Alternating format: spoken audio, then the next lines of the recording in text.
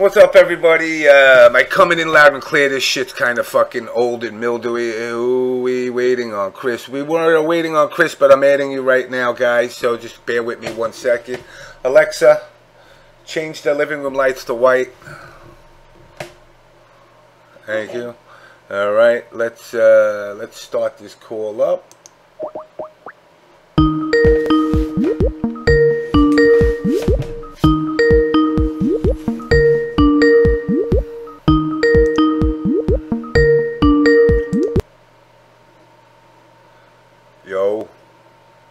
Yo, are we hearing me? Are we hearing me? Share computer sound. Wow, what the fuck? All this new shit. What the fuck? Hold on a second here. What the fuck is going on? What happened? Audio and video settings. What do we got? Mic check 1 2 suckadick.com. Okay, that's working. Damn, another version of fucking Skype. What the fuck? Brian, I'm not hearing you. So, let me tweak this shit a little bit here. Camera. No, we don't want to fuck with the camera. We don't want the microphone. Speakers. Let's go to here. You hear me?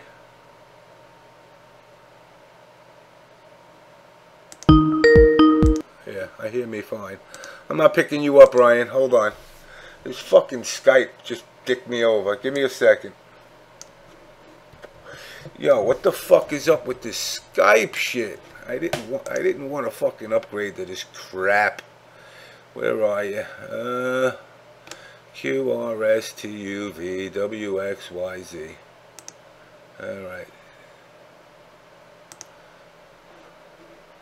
Alright.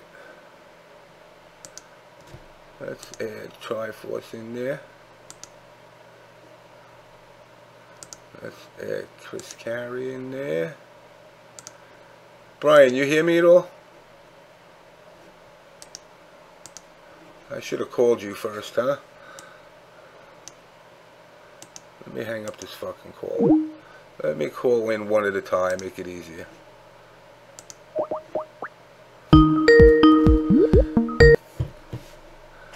I'm not hearing you, Brian.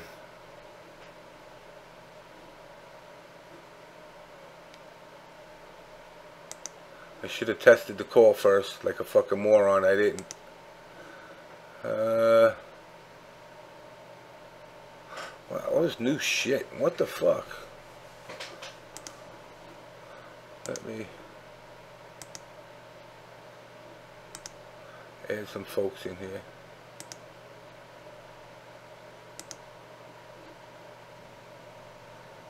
I'm hearing somebody. No? Yes? Uh-oh.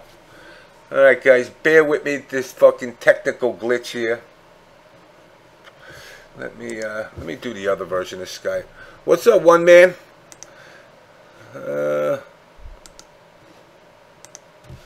me go to the newer versions of Skype. Let's see what the fuck I got there. Do do do do do do do. Suck my dick, you fucking prick. Lick my ass, you all white trash. Suck my nads and that's okay.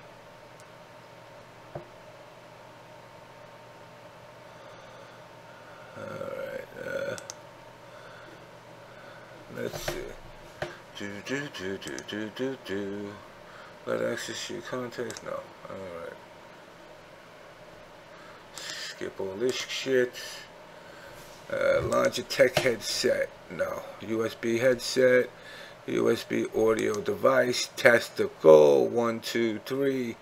Dude, all this new shit. What the fuck? Damn. Let me join this call. Yo. Damn, what? They fucking updated all this shit?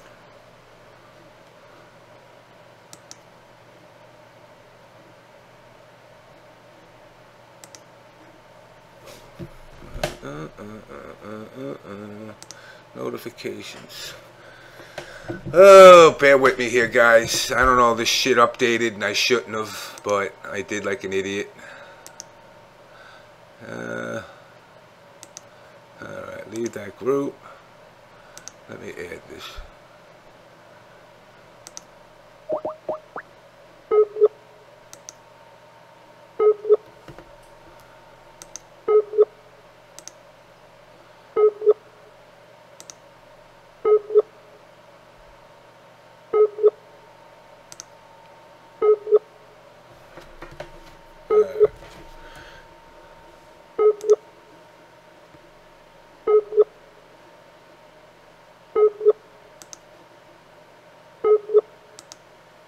The person whom you're trying to reach is currently unavailable. Please leave a message after the beep. Yo, Triforce, call me back. Yo.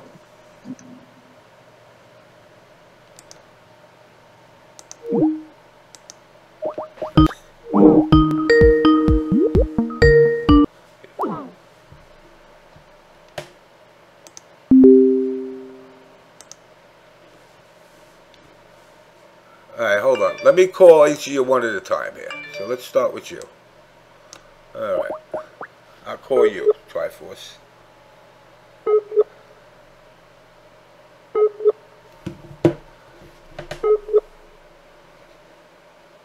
Oh, you know what? That's why.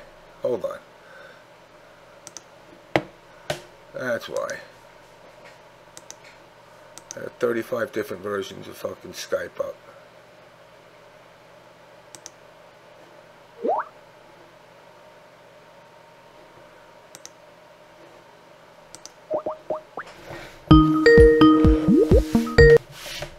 Yo. Yeah, can you hear me? Now I hear you. Now I hear you. Beautiful. Yeah, there we go. Alright, let me get Triforce on here.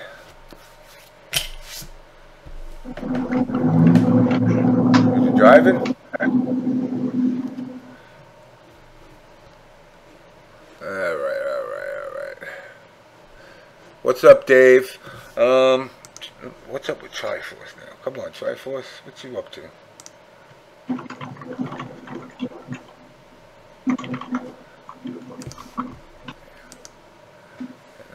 Chris too, alright.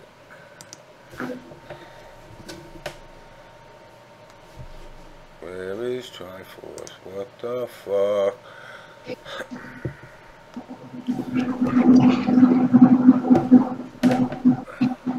Triforce, I'm adding you. It's just spinning. What the fuck?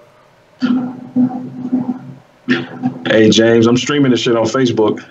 Ah, shit. I'm going to get you banned.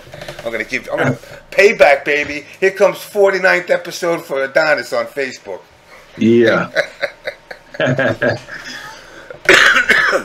Let's see. Triforce. There you are. I see you popped in now. Yeah.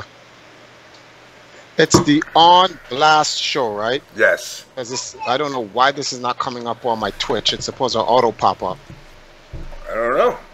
Fucking, maybe, you know, they block us from talking to each other and communicating. No, it's because I don't know what it is. I probably when I removed all my cache and all this other stuff. So anyway, what's going on? What's going on, man? We got Adonis and we got Triforce on the same show again, and it's been quite some time. Yeah, man. It's been a minute. So what's been up with you, Mr. Adonis? Oh man, life, man. Life, man, pretty much. It's been about 3 years since I quit F3. I quit them. They didn't quit me. I guess they thought they owned me because they sponsored me, and I pretty much told them to eat a dick. And I left on my own accord. After that, I kind of just backed away from the community, man. I had a lot of personal shit I had to deal with, you know? Yeah, that I know. A lot of personal shit.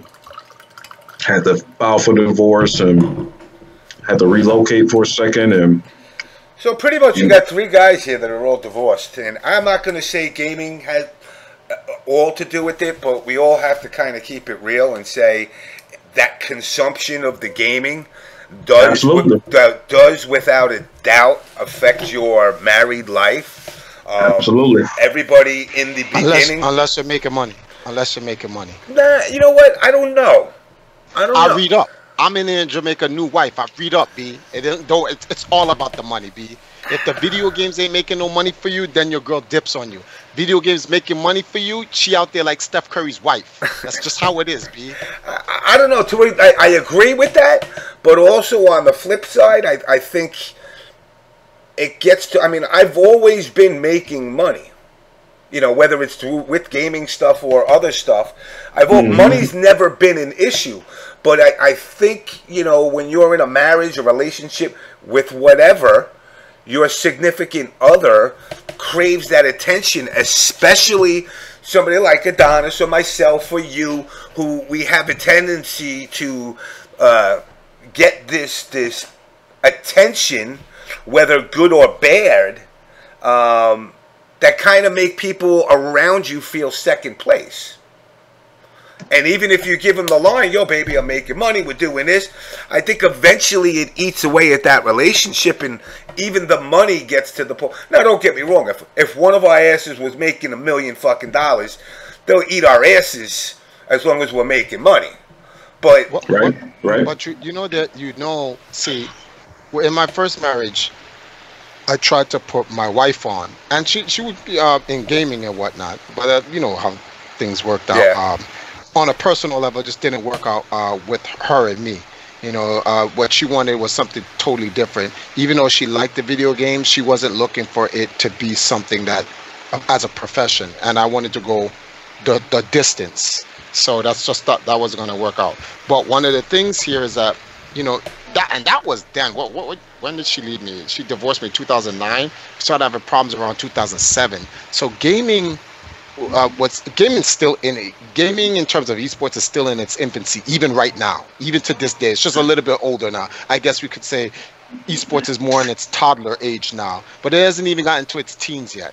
But back then it was in its infancy, and now it's a little bit different with girls in gaming, because you have girls who are now in gaming far more hardcore than guys, because the platform allows them to carve out something for themselves.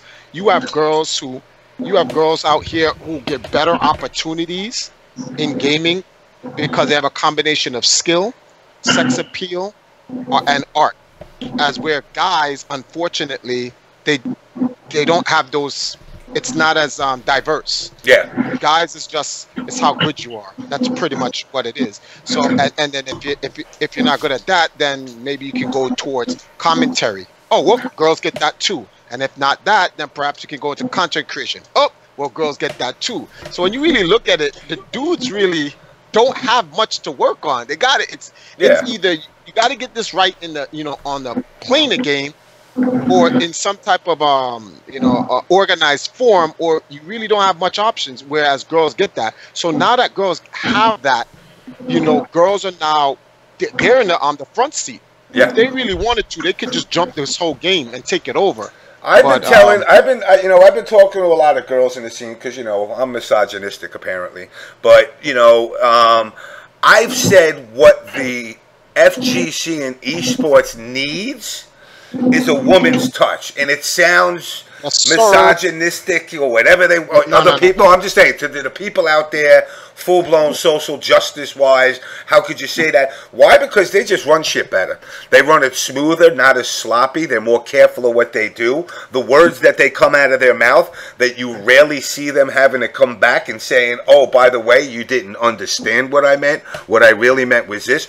You get what they put in, and they know, because they're women, that they need to put their best foot forward.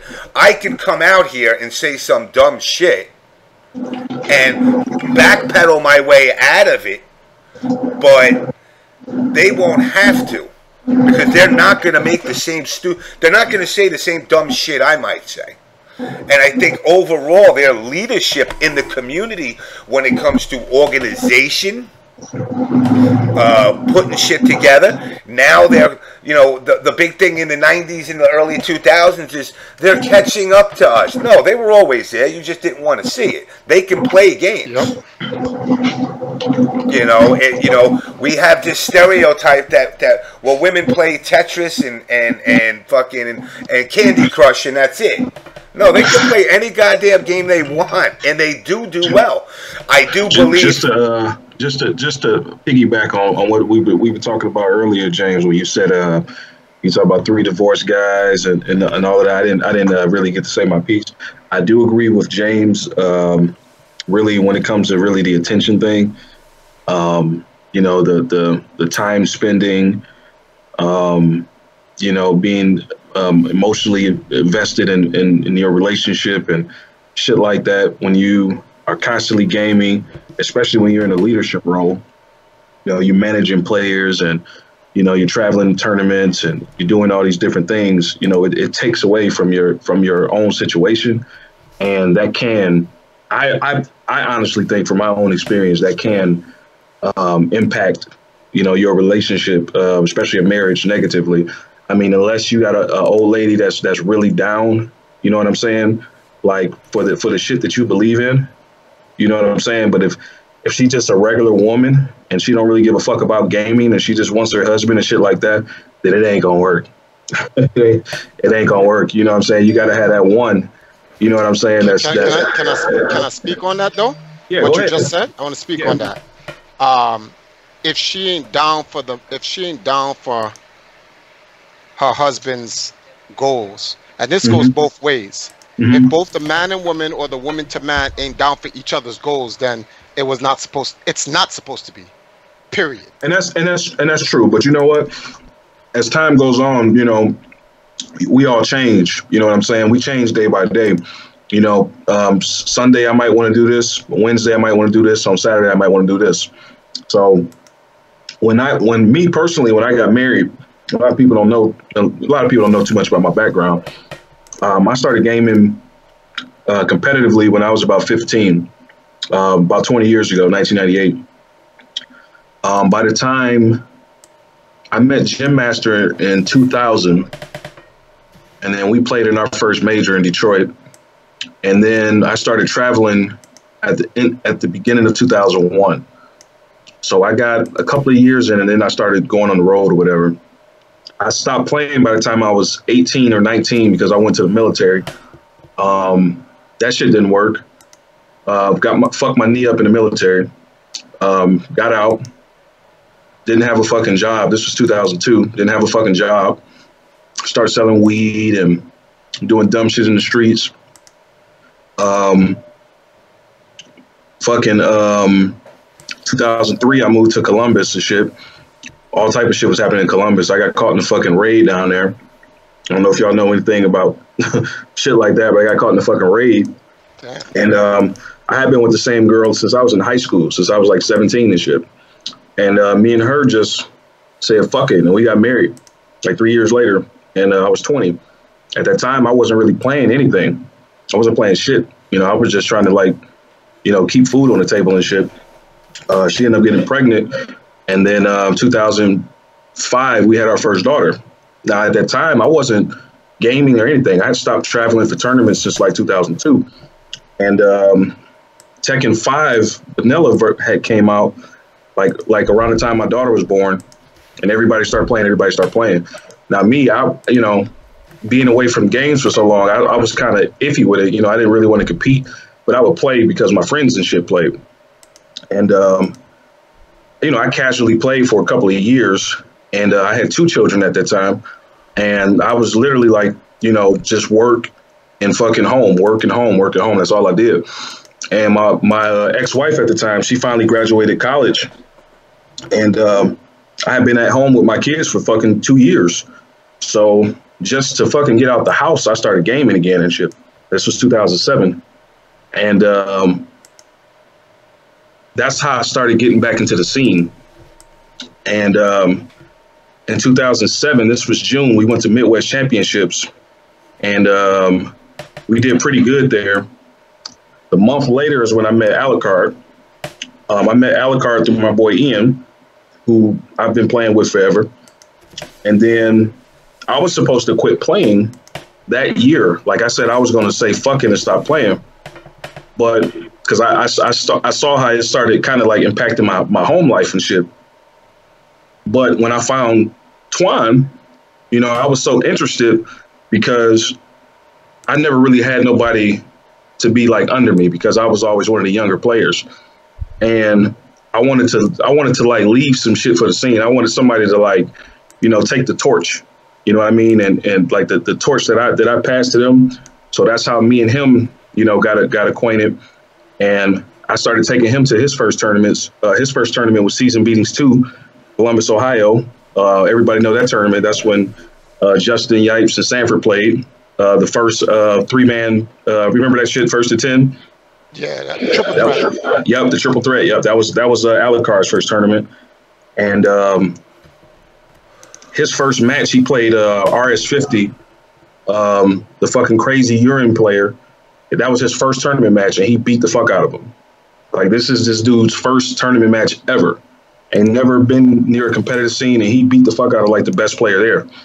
So everybody, you know, it was hype and all this crazy shit. And I started getting more involved in it, more involved with it and shit. And I supposed to have quit, and I got even more involved in it. And you know, on a personal level, you know, I had work, and you know, I was a fucking analyst and shit downtown. I had a real corporate job. I made real good money, and the gaming shit just kind of started pulling away from my own marriage and shit. And it eventually had a toll on it, you know. And throughout the years and shit, I mean, it kind of, I'm not going to say it's responsible. It's not responsible for my situation. You know what I'm saying? What happened between me and her happened between me and her.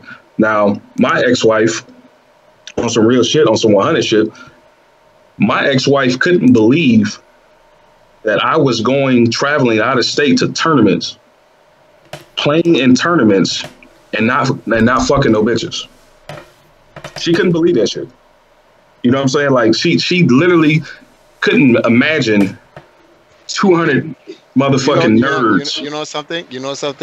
I can't even get mad at you because it's the same way with my wife now. Like, which is why I tell her, get your passport, come with me. So I know exactly what you're going to do, dogs. Yeah. And she couldn't imagine that shit. You know what I'm saying? And like I said, I was young. I got married. I was 20 years old, man. So this was, you know, we were 24, 25, 26. And this is when like social media started getting big and MySpace and shit started coming out and all these different fucking websites. And she just couldn't fathom that I was going out of state and playing the video games with my friends. So, you know, she started believing what she wanted to believe. You know, she got bitches in her life telling her what I might be doing. You know, shit happens, and you know, that's life. You know, that's how it pretty much happened for me. 2008 or 2009, I just stopped traveling altogether. And then we started Corn in 2011. I had almost went to fucking prison. I almost went to fucking prison for a fucking felonious assault case that I ended up beating. And I ended up getting back into fighting games because I'm like, fuck, man. Like, when I stop playing, dumb shit always seems to fucking happen. You know what I'm saying? So I figure... Games keep you away from a lot of stupid shit. Yeah. So I figure if I get back into the scene and shit, you know, at least I get to, you know, stay out of the fucking way and, you know what I mean? And stay out of trouble. And, you know, so we started Corn at the end of 2011. And then everybody started seeing us at the beginning of 2012, and that's pretty much how it happened. We did that shit until 2015, and all this crazy shit happened, and we got with F3, and it was that's pretty much everything, man. I ain't gonna go into details of certain shit, but I don't know, man. I guess I got a weird feeling about it because, you know, I've been with my current girl we've been together for about 3 years, and I want to get married and shit like that. And then now motherfuckers want me to get back in the scene. And I'll be honest, I'm never going to come back as a competitive player ever. Like, it's never going to happen. I'm never going to play in another tournament again. People want me to start a team and do all this shit again. And it's like, you know, based off of the shit I've been seeing for the last 2 days with Echo Fox, you know what I'm saying? Like, it just seemed like this shit ain't really going nowhere, man. You know, like we were saying, you know, me and James were saying like 4 or 5 years ago, you know, like this shit is a hobby to me. You know, like I can't like and Triforce, I know you know, I know how you think, and you got your opinion, I got my opinion. But it's like when it all falls down, it seems like it's always the same shit. And I know the reason why there's no money in the FGC. I know the fucking reason. You know what I'm saying? We all know the reason is because we play on console. When people can agree or disagree, we play on console. You know, Sony is the big dog. Sony is the one who sells the consoles. And then Shoryuken has a fucking monopoly on the biggest tournament in the country, and they don't give a fuck who makes money as long as they make their millions. And that's the bottom line. You know what I mean? They don't give a fuck about sponsors. They don't, as long as people come to Las Vegas every single year, that's all they give a fuck about. You know what I mean? So when I look at shit like that, man.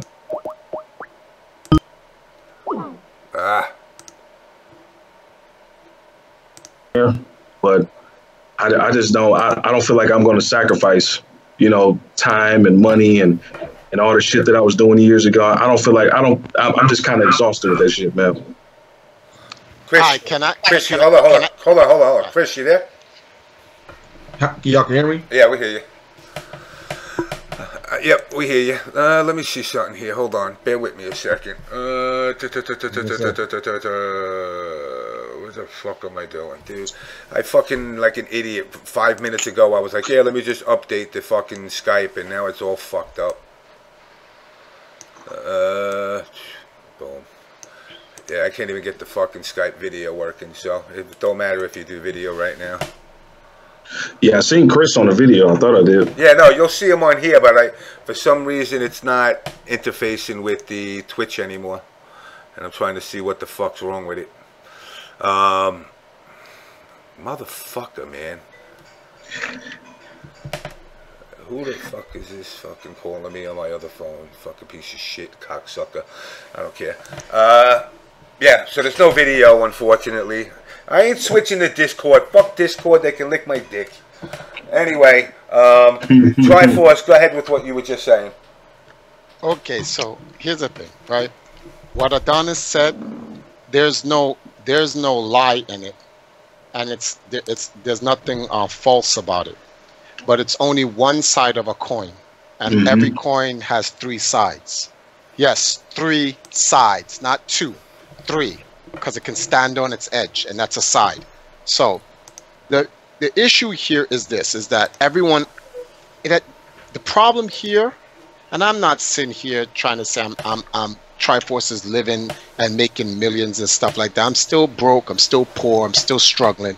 You know, I live in Jamaica and whatnot, but coming from our team nearly being completely eradicated in 2014, and being able to survive and get into a position where we can now get ourselves back together in 2018 going on in 2019.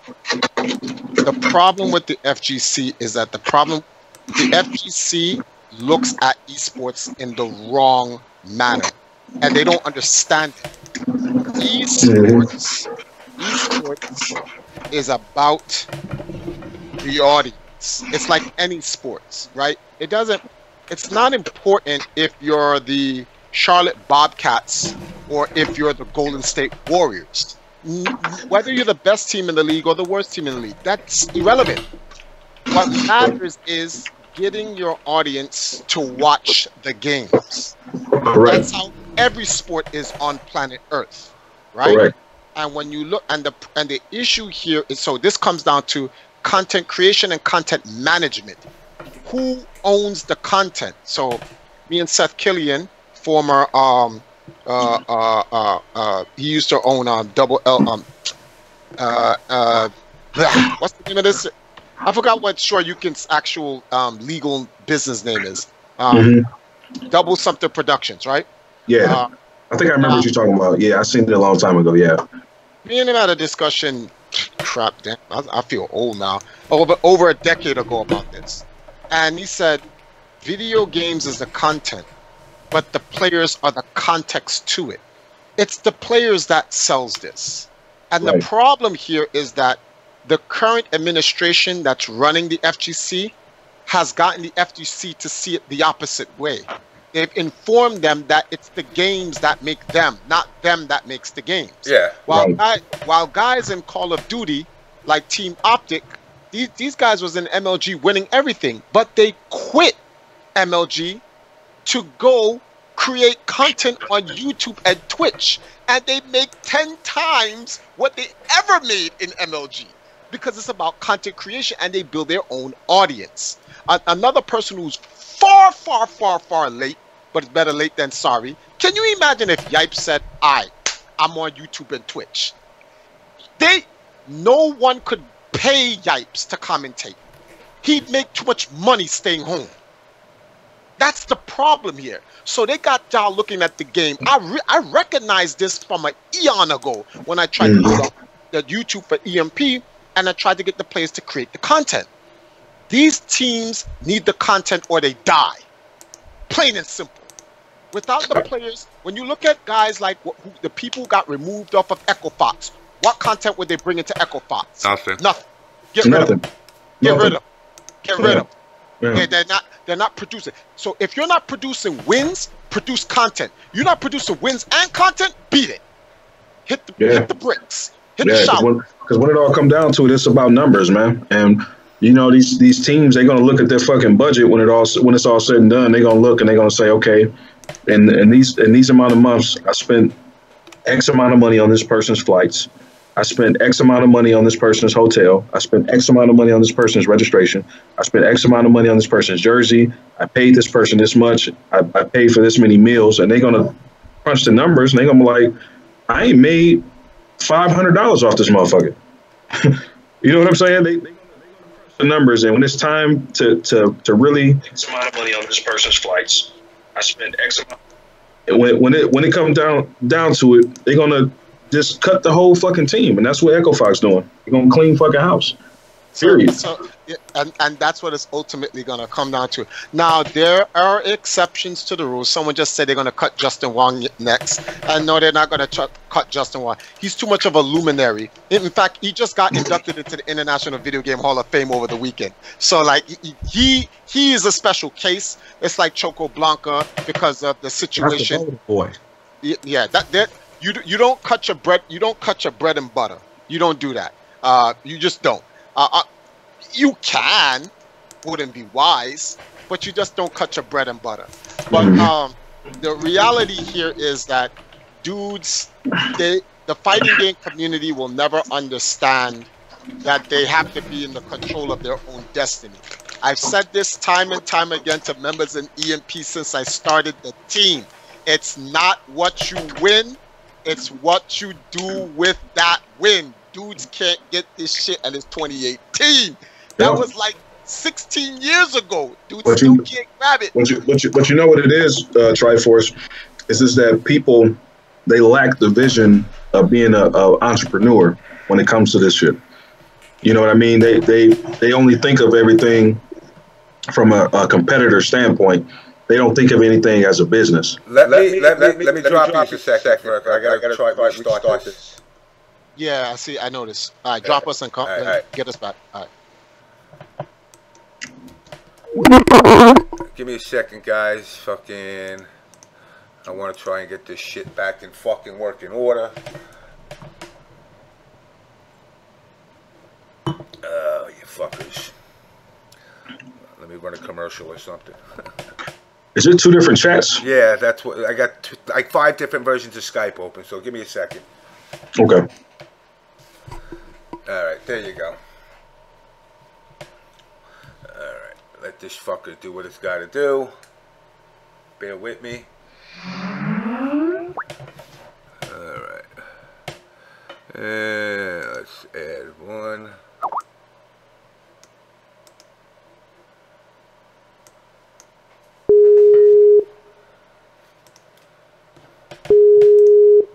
There we go. Much better. Alright, we're better. I had to fucking re-download the old version of Skype. That fucking annoyed the shit out of me. Shit, I can barely hear you, James. Yeah, hold on, let me raise my fucking volume and shit. Options.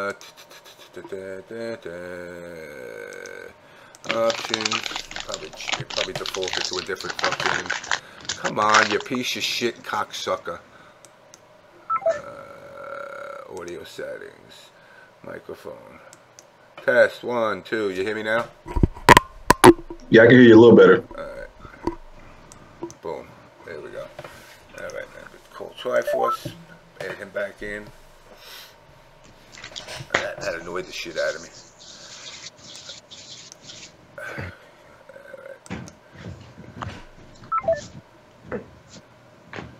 Alright. Triforce, where are you? Hey, Chris, switch to video. I mean, switch to audio. See if that'll help something. How do I switch it? Here we go. All right, I'm back. Sorry about that. All right, there you go. All right. You hear me now? Everybody hears me. We all hear each other. Everybody's good? Yeah. All right. Yeah. Perfect. Yeah, I can hear you. You're kind of far, but I can hear you. All right. Let me, that's that. Let me just check my fucking mics. Recording. Sound settings. Here we go. No, that's not it. Jesus Christ. Fucking pain in my ball sack.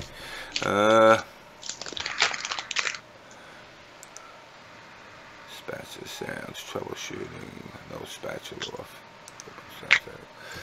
Mic, Logitech headset mic. No, that's not. Shit, let me know when we back live. We are. You hear me now? Live? Okay. Yeah, you hear me now? Yeah, we can. We've been hear you. All right. We can hear you, but your mic sound kind of. It sounds like it's kind of far. Like it's kind of. For all of you, it sounds far. Like I can hear Triforce good. I can hear Chris good, but. All right, let me test my mic. Device properties. Let's see what we got. Set it up to 100. All right, there you go. I jacked it up all the way. Is that better? Test 1, 2. Yeah, that's better. That's better. All right. All right. So we're back after all that little fucking pain in the ass shit. I got my old version of Skype. Okay. All right. So anyway, where were we? Triforce was talking about. It's talking about content. You got to be able to create content. And that's what I was saying. I was saying that a lot of the players, they don't really look at the shit from like a entrepreneur standpoint. Like when you think of things from an entrepreneur standpoint, you're thinking if I invest X amount of money, you know what I'm saying, I can make X amount of money, and then I can put X amount of money into this, and then I can gain this from that, et cetera, et cetera. What players are looking at is they're looking at, well, I place here, and since I place here or I won this, that somebody should sponsor me for this reason, and this is what I deserve because I'm this good. You know what I'm saying? and because of that, a lot of them come up short because it's just like Triforce said. That's like if a motherfucker win Evo. If you win Evo, for that particular year, that means you the top dog of that game at that moment or whatever, for that season. You got, and I guess that's when having personality and character and having a brand and streaming and getting yourself out there known. If me personally, if I want to, let me touch on that a little bit. I'm glad you brought that up. Go ahead. Let me touch on that a little bit, and I won't say no names because I don't want to hurt anyone's feelings, and that's not the purpose of me hurting anyone's. My boy Jagan is in the chat. He gonna laugh at this because we talk about this all the time. But you touched on something which is so real, it's ridiculous. You know how many dudes be on some, I don't need on anybody, I can do this on my own. They go out and they win Evo, and they won the world championship, and they fade into nothing. You be like, yo, whatever happened to that dude? Twice. Because you mean like Flocker? Right. No, wait, time out. See, I don't wanna mention any names. And I can name 13 of them. Just to be on the fair up and up. When Flocka was in EMP and he won Evo, he was blowing up. As he left EMP, yeah. So, and it's not about their ability. It's what they bring to the table outside of their ability. You can't just be a champ. This happened to CD Jr. CD Jr. is a good personality or whatever. He has no platform to create any content. He wins. What, he won 2014. Yeah, what is it? Killer Instinct? Yeah, he won Killer Instinct. Yeah. But the team he was on created no platform for him. And to be fair to him, OBS sent them. Yeah, well, but to be fair to him, the team he was on died. So that's the team never provided him a platform because they end up dying anyway. Which was what's the name of these guys? TSC, Team Smoke something, whatever. What the hell was the name? It was part of OBS. Team Steve. Yeah, but we know it was a part of OBS. You couldn't let no nigga from Corn win nothing, cause boy. No, and now, so I'm glad you were here, and I'm glad Adonis here because you could let one of us win. Well, like, what did I tell y'all? What did I tell y'all, Adonis? What did I tell you in that trip from Canada? What did I tell you? They're trying to put the two Negro teams against each other so they can bank. That's what the whole. You know what's funny, nigga? You know what's funny, Triforce? I was just thinking about that shit a couple of days ago. Because I was like, man, the Corn versus EMP shit would have been real. For me personally, if we had controlled that content ourselves, it'd be a wrap. You know, all right. Let me give you my take on this whole thing right now. One of the things that I find very odd, okay, there's things, as Triforce would say, there's things in place that I'm starting to notice that not only pertain to esports, but esports outside of the FGC. The suits. For example, this gentleman, Jace Hall. Okay, Jace Hall, I don't know the guy from Adam, but he's got his fucking hands in everything. Don't he own Twin Galaxies? Triforce? Yes, sir. Doesn't he have part of that H1Z1 fucking game? Yes, sir. Doesn't he own or some kind of very high position of HD Films? Actually, that's his company. Oh, that's right. My bad. It's his actual company. Doesn't he have some play in the Echo Fox? He was once the CEO, but he stepped down. I think it's due to conflict of interest. Owning you know what that reminds me of? That reminds me of another guy that did that, something like that. Oh yeah, this guy, the guy, fucked up hair. Talks to fucking this Korean team, Kim Jong. Donald Trump. I gotta step aside for my company because I'm going to be president. Okay, yeah, your son's not going to do what you tell him to. You stepped aside. You let all ownership go. There's and didn't the Yankees buy a piece of Echo Fox? Well, I know they invested in. I know they invested into Twin Galaxies. I don't know what they did. If the Yankees have any involvement with Echo Fox, that I'm not sure. But it doesn't make a difference because Rick Fox owns the team. So, like, he's dealing with somebody in some sports category. Yeah. But the suit, like I said, the suits are here. The scene is completely uneducated when it comes to the business of it all. These guys, we built the entire platform for them. All they did was revolutionize their infrastructure for themselves. And now we don't own anything. The good news, there's good news in all of this, guys. There's good news in all of this. I know you're thinking it's bad news, but there's good news in all of this. esports cannot be maintained based on the games. And there's a reason why. The game, unlike any other sport, the platform of the game changes. That's true. Whoever's in lead today won't be in lead tomorrow. So what it ultimately comes down to, what survives longer than the game? The players. Exactly. And now let's go back to what I've cried about for how long now? A fucking union. You fucking morons. If you unionize and unite, all this crying about tournaments, all this crying about who makes what money, what players getting what, it won't matter, because you will have a bargaining platform as a community, which is as a union. We all will walk off and you will have no event, because none of our players, not the 10 players that you think are pissed off, but as a union collectively, nobody's coming to your event. They're not allowed. And part of being in a union is exactly that.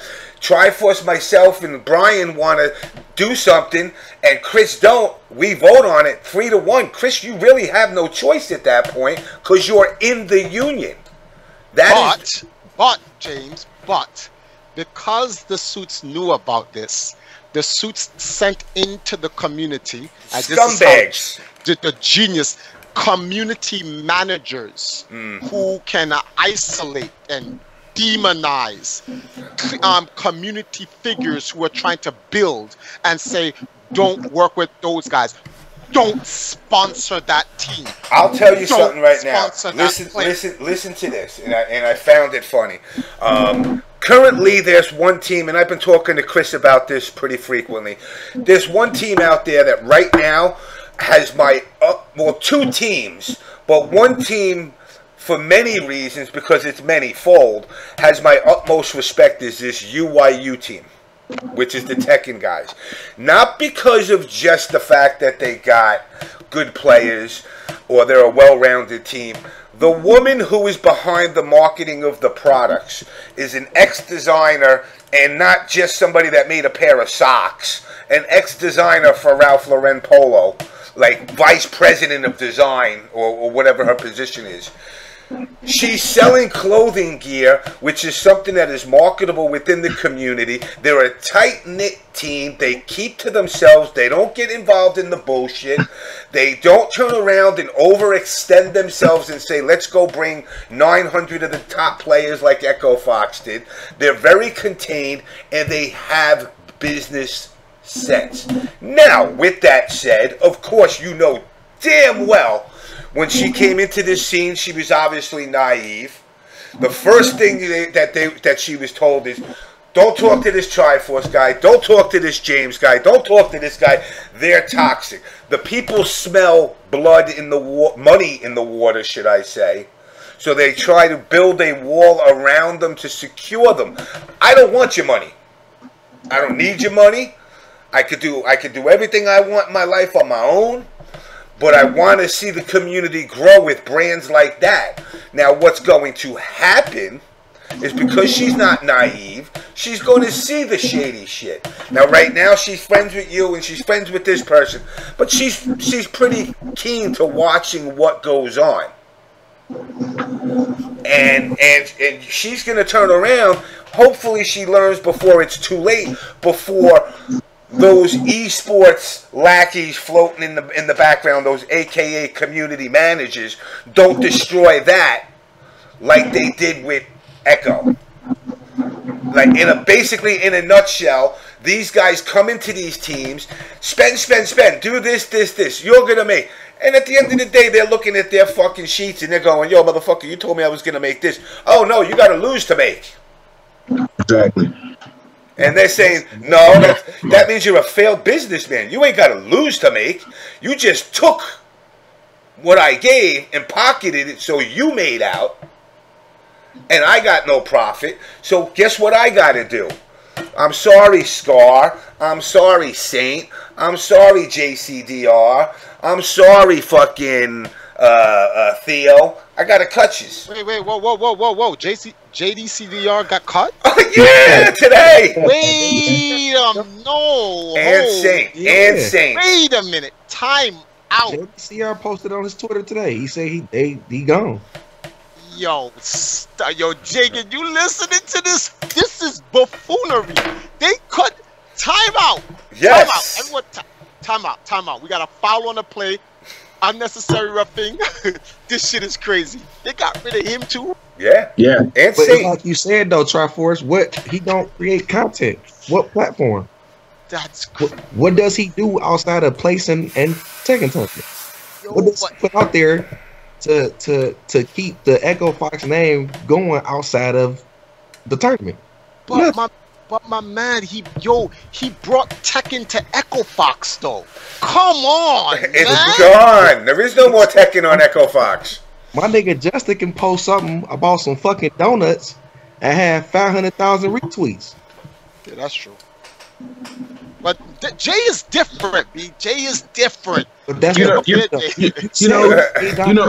know, when I saw, and I don't mean to.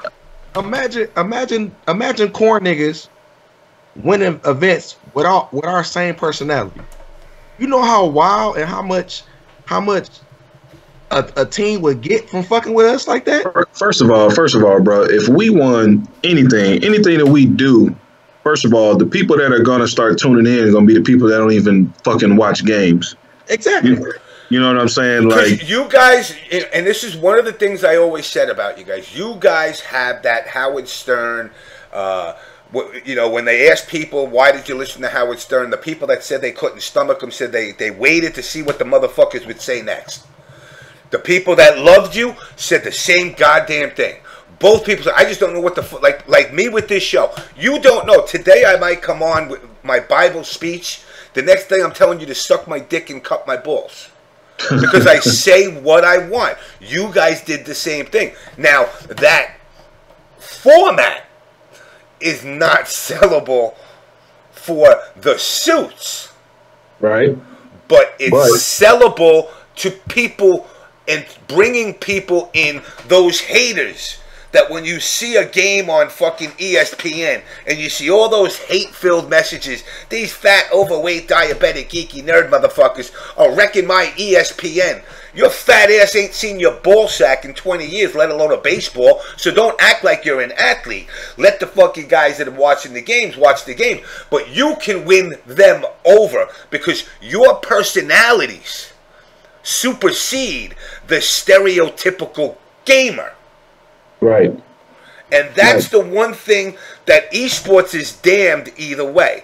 But like they said on Howard Stern when they did that movie Private Parts, you know, the management said, yo, we lost 47% of our fucking sponsorship because Howard Stern told people to suck his dick. 3 weeks later, they said, we quadrupled our fucking sponsorship because Howard said suck our dick. I don't care where the money comes from. But the more of a diversity you bring to the table, the more diverse of a crowd of viewership you will get. You know, typically right now, you've peaked out on every number you can for an event. I don't care who you are. You're not going to break the 15 to 20,000 mark for an FGC event. And keep in mind, when I say that, 20,000 people filled the arena at Madison Square Garden for fucking League of Legends. 15,000 filled Evo for fighting games. League of Legends is one goddamn game. Fucking Evo is 9 games. It took 9 games to make 15,000 people, where League of Legends gets 20,000, and I'm just talking viewership. People sitting in the stands. And guess what? At Evo, out of those 15,000 that are there, I would say probably fucking 8,000 of them came to fucking compete, if not more. Mm-hmm. You know, though they're not a real crowd. You know, it's not a real spectatorship. You know, it's not 15,000 fans came from across the world to come watch. Fucking half of them were players. So, you know, and now you hear these people talk You know, and again, I'm not trying to go total fucking blasting people's names out. I'm just going to say there's people East Coast, West Coast, Midwest, all around the world. There's people out there that are experts in the FGC on running events. There's people that are now experts when it comes to making money. There's people that are experts when it comes to contracts. But all these people that are doing this have zero proven track record. Zero proven track record. Hold on. I'm going to respond to Bifu Techie. He said FGC is not a spectator sport. I have to disagree. Anytime there's a hot, anytime that's like I brought up season beatings 2 early. Season beatings 2 was October 2007. That was the first three-way money match, not money match, but three-way first to 10 between Justin, fucking Sanford Kelly, and Yipes. Now people don't know that fucking Ohio was never a place for a fucking major tournament ever. No. All right. Only reason that it wound up in Columbus is because that's where Fuji lived. But the whole event was crazy in itself because you got these 3 Marvel gods from New York, you know what I'm saying, randomly coming and bringing their huge battle to fucking Ohio randomly. You know what I'm saying? It's like on Dragon Ball when Vegeta and Goku was about to fight and they knew they was going to tear shit up. So they just went out to the fucking mountains and shit and fought. That's how season beatings was. And all these fucking people from around the fucking Midwest came to season beatings just to see that fucking 3-way match. Yeah, not to see Marvel, but to see Sanford, Yipes, and Justin. Yeah. Literally. You know, that's that's why they were there. We have more of a personal attachment fan base. You know, people go, oh, I'm a Cowboys fan. I like fucking Troy Aikman or whatever. Or I like Eli Manning. I'm a Giants fan. But only in fighting games. Unlike other team-based esport games, you get to identify to the person. You know who Yipes is. You know who, people know who Adonis is. People know who Triforce is. And we ain't even playing shit no more. People know who we are. Because whether it's we're mean people, I called a guy a fat-ass fucking borderline diabetic prick on Twitter the other day. And he went into this rant about me fat-shaming him. And I said, yeah, I did. You insult my intelligence, and then what? I'm supposed to make fun of your intelligence? Is that how it works? People are lucky, like, I'm not there when it happens. Because I would handle it much more immature. And what it was this guy, a quick breakdown of it. This guy, King Hippo from the MK community, hated me forever. He's the same guy who now writes articles about how conservatism is trying to infect the FGC. As in the political version of it. As if fucking Donald Trump is sending a bunch of fucking junior Trumpettes to fucking infiltrate the FGC. So right there, he's a little bit off his fucking rocker. But the guy's never liked me, and I was cool with that. Somebody had reached out to me, and he's like, yo, after the shit that happened with infiltration, people, were reaching out to me, and my answer... my short answer of it was, listen, if the guy smacked the girl, fuck it, I don't say ban him forever, because all you motherfuckers that claim to be his friend that are now saying, fuck that bitch, I'm not allowed to use that word, I almost said fuck that N, but people that say fuck that bitch were the same ones that were stroking his dick, and all I said, and again, this wasn't to take away from what the girl had been through, but it's like, well, wait a second. If you're his friend, if Brian or Chris or even Triforce, you hit me up and we're like, yo, dude, I got myself in a fucking jam. Why? First thing I would say is not you're a dumb motherfucker. I said, why? What happened? Let me try to help you understand better what the fuck you did. Because again, people looked up to infiltration, but again, the social skills of 99% of the FGC is they do dumb shit and don't realize the repercussions till after. Here's a guy that literally was like, yeah, guys, I'm getting married. 2 days later, I'm married. I'm like, yo, I didn't know if this guy was straight or gay. I knew nothing about him. He got a girlfriend? Where did he get this? When did this happen? It like happened in like, he was married and divorced in like 4 months. You know, and all I was saying was try to understand the guy. So this guy writes this whole fucking article how the FGC is a fucking bunch of fucking twats and, you know, we're haters and we don't defend people. And, you know, these are the same motherfuckers that I say time and time again. You will write that little bullshit peckerhead fat diabetic article that you write. But you're the same motherfucker who will walk past a homeless man and say, get a job, nigger. So don't tell me you got compassion when you only got compassion when it suits your needs. Right. You know, and the simple fact is because he did that, I said, all right, you want to go to level 10, I go to 10,000. You don't get to decide where I stop. And then, of course, you know, once that happened, you know, the typical thing, you're blocked.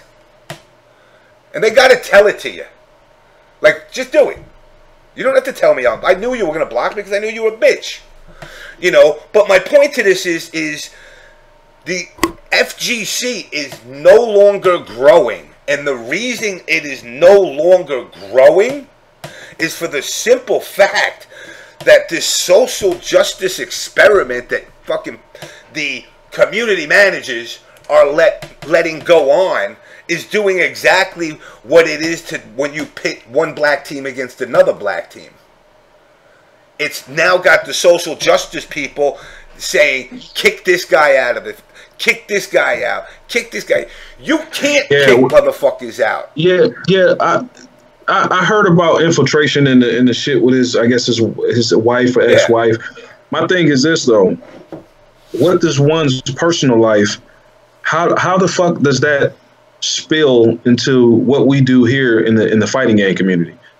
Like, because niggas are fucking nosy. They don't have no. They don't have their own personality. They don't have nothing to live up.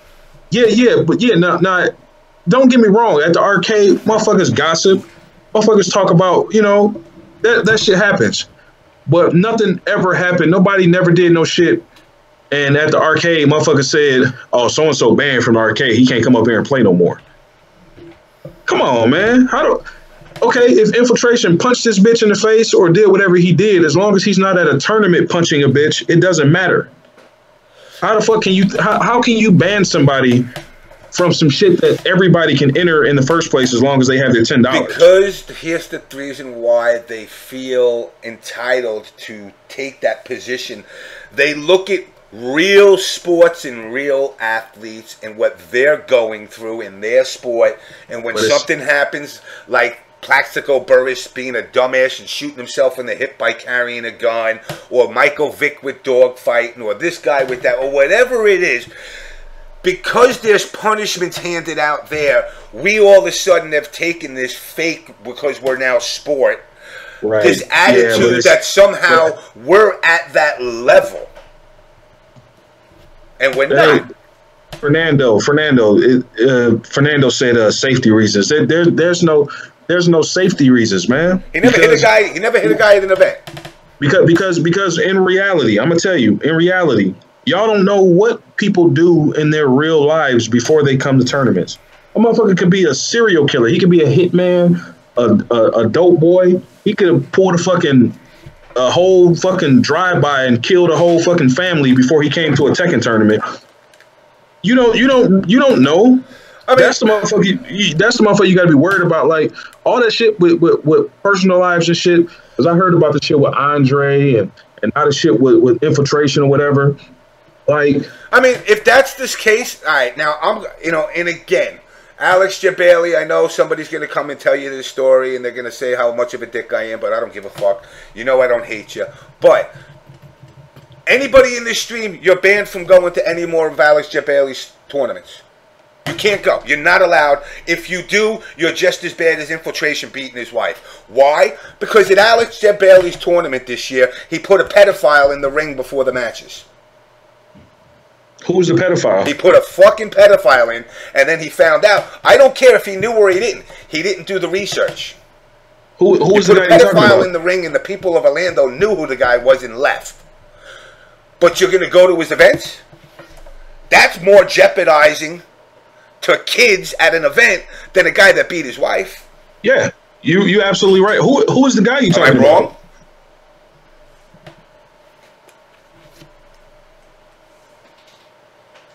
I mean, am I wrong? Am I wrong about that? Yeah, I mean, you're absolutely right. Who is that? Is the pedo thing a real thing? Yeah. Oh yeah, I didn't make it up. It's legit. The guy was a convicted pedo. Now, who's the pedo? He was a wrestler that they had helped set up the ring, and because he set up the ring, he was a local wrestler, and he was arrested for fucking around with a 15-year-old chick. So now you tell me, as a guy who comes to a video game tournament, you tell me, who am I going to feel more comfortable at an event with? A guy that punched his wife, or a guy that not knowingly, accidentally, whatever, had pedophiles at his ring. But there's forgiveness for that because he didn't know. That's his personal stuff. Wait a minute. There's forgiveness for all of that, but there's no forgiveness for Triforce dining and dashing. I just want to put that out there. You fucking stole fish. Triforce. Oh man, nigga, Corn stole all the Apex, nigga. What you talking about? You stole games. You stole TVs. Damn, I can't fuck with Smash controllers. And we rode the Greyhound bus back with all that shit. I mean, my point is this, and again, I'm not, I don't want you to stop going into Jeff Bailey's events. Alex, and, people think me and Alex are like these, I don't hate the dude. The guy never did nothing to me. I'm not stupid enough to get suckered by one of these fucking cons. Not saying he's a con. So there's no way in the world Alex is going to pull the wool over my eyes. And because he's never done nothing to me, I can't hate on him. Now, if somebody comes to me and says, yo, this event was fucked up, this, and this. I didn't go out there and call him Pedophile Pete fucking every day because fucking he put fucking a pedo wrestler out there. Shit happens. It happened. Right. It was embarrassing. And it was forgiven by the community because obviously CEO Otaku did very well, which was after it. But now going back to infiltration, like Brian said, it's his personal life. Yeah, it sucks. And if I ever saw him do it publicly, I'd knock him the fuck out. But, at the end of the day, it's his personal life. To punish him for that, and they go after him with absolute discontent, malice, and hate. Now the reason why that shit, the reason why I don't like that shit is because that shit hits home for me. You know what I'm saying? I got arrested for a DV case. 7, what was it? What year was that, Chris? 2011? The game, hold on. The game, again, guys, it was not Kenny Omega. It was a local wrestler from the Orlando area. But, again, my point is I don't want Kenny Omega to be labeled as a pedophile either. No, hold on, James. Hold on. Now, the reason why I brought it up is because, like I said, I got arrested for DV in 2011. You know what I'm saying? Yeah. I had a confrontation with my fucking ex-wife, and the bitch lied and said I pulled a fucking gun on her, and I was gonna try to shoot her in the face, and I got arrested. Right? But she bit you. Yeah, and I got bit. I had to get stitches in my fucking hand. And I spent the night in jail. But you trying to tell me because I got accused of some shit that I never was found guilty for, that a whole community would be up in arms based off of me being arrested? Don't even know what the fuck happened, and then they talking about some ban me? Like, come on, man. Y'all wasn't even fucking there. Like, I don't know, man. That shit is gay to me, man. I think I tweeted some shit to that shit too. I think what I say, I told niggas, niggas don't condone beating on bitches, but shit like that happen every day, B.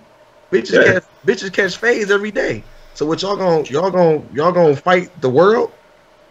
Y'all niggas gonna ban the world from trying? They'll fight the world from on the other side of a keyboard. My thing is, I wasn't there. If it wasn't on video, I wasn't there. I didn't see it. I don't really know what happened. Yeah, I don't really give a fuck because it ain't me. Yeah, that's how I feel. You know what I'm saying? If I wasn't there, I didn't see it. That shit don't really involve me. Now, if they had video infiltration, you know, on some what's my man name from the NFL, Ray Rice, on some Ray Rice shit. If they had some Ray Rice footage of him just beating his bitch ass, yeah, he might have to get banned. You know what I'm saying? Yeah, no, I don't know, man. All the speculation and shit, man. I can't really fuck with it, man. Especially infiltration been around for years, bro. But that goes to show you the level of mentality that the FGC had, and how quick they can turn on you. Half of them, not even that, just half of the people who are in this haven't even experienced life or being in a relationship. Because if you a nigga and you been and you know not even a man, and you done dealt with a female long enough, then nigga, I guarantee you, you'd either had the cops called on you. She done called cousins or brothers on you, or she done told her girlfriends you ain't shit, or all three, all three. Yep. Now for me, I went to jail last year, and I almost went to jail up the creek because the bitch said I tried to kill her. Of course. And guess what? I'm in jail. I'm getting video arraigned. Niggas say, oh, 1 count of resisting arrest. I said, okay, I can beat that. 1 count of domestic violence, I ain't even beat the bitch ass, whatever, because they got pictures, I ain't scratched her. Then he say, oh, and a count of attempted murder through strangulation.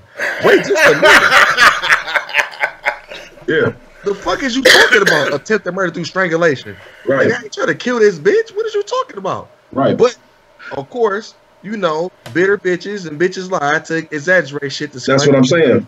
And that's and that's been up the fucking creek. And that's what I'm saying. And that's why, to me, in my opinion, a community just can't jump down somebody's fucking throat, or, you know, grab the pitchforks and torches and come after somebody that's been in the community for years just off of some bullshit, some speculation, or something that somebody may have said, or some accusation or something. Because at the end of the day, like I said, you weren't there.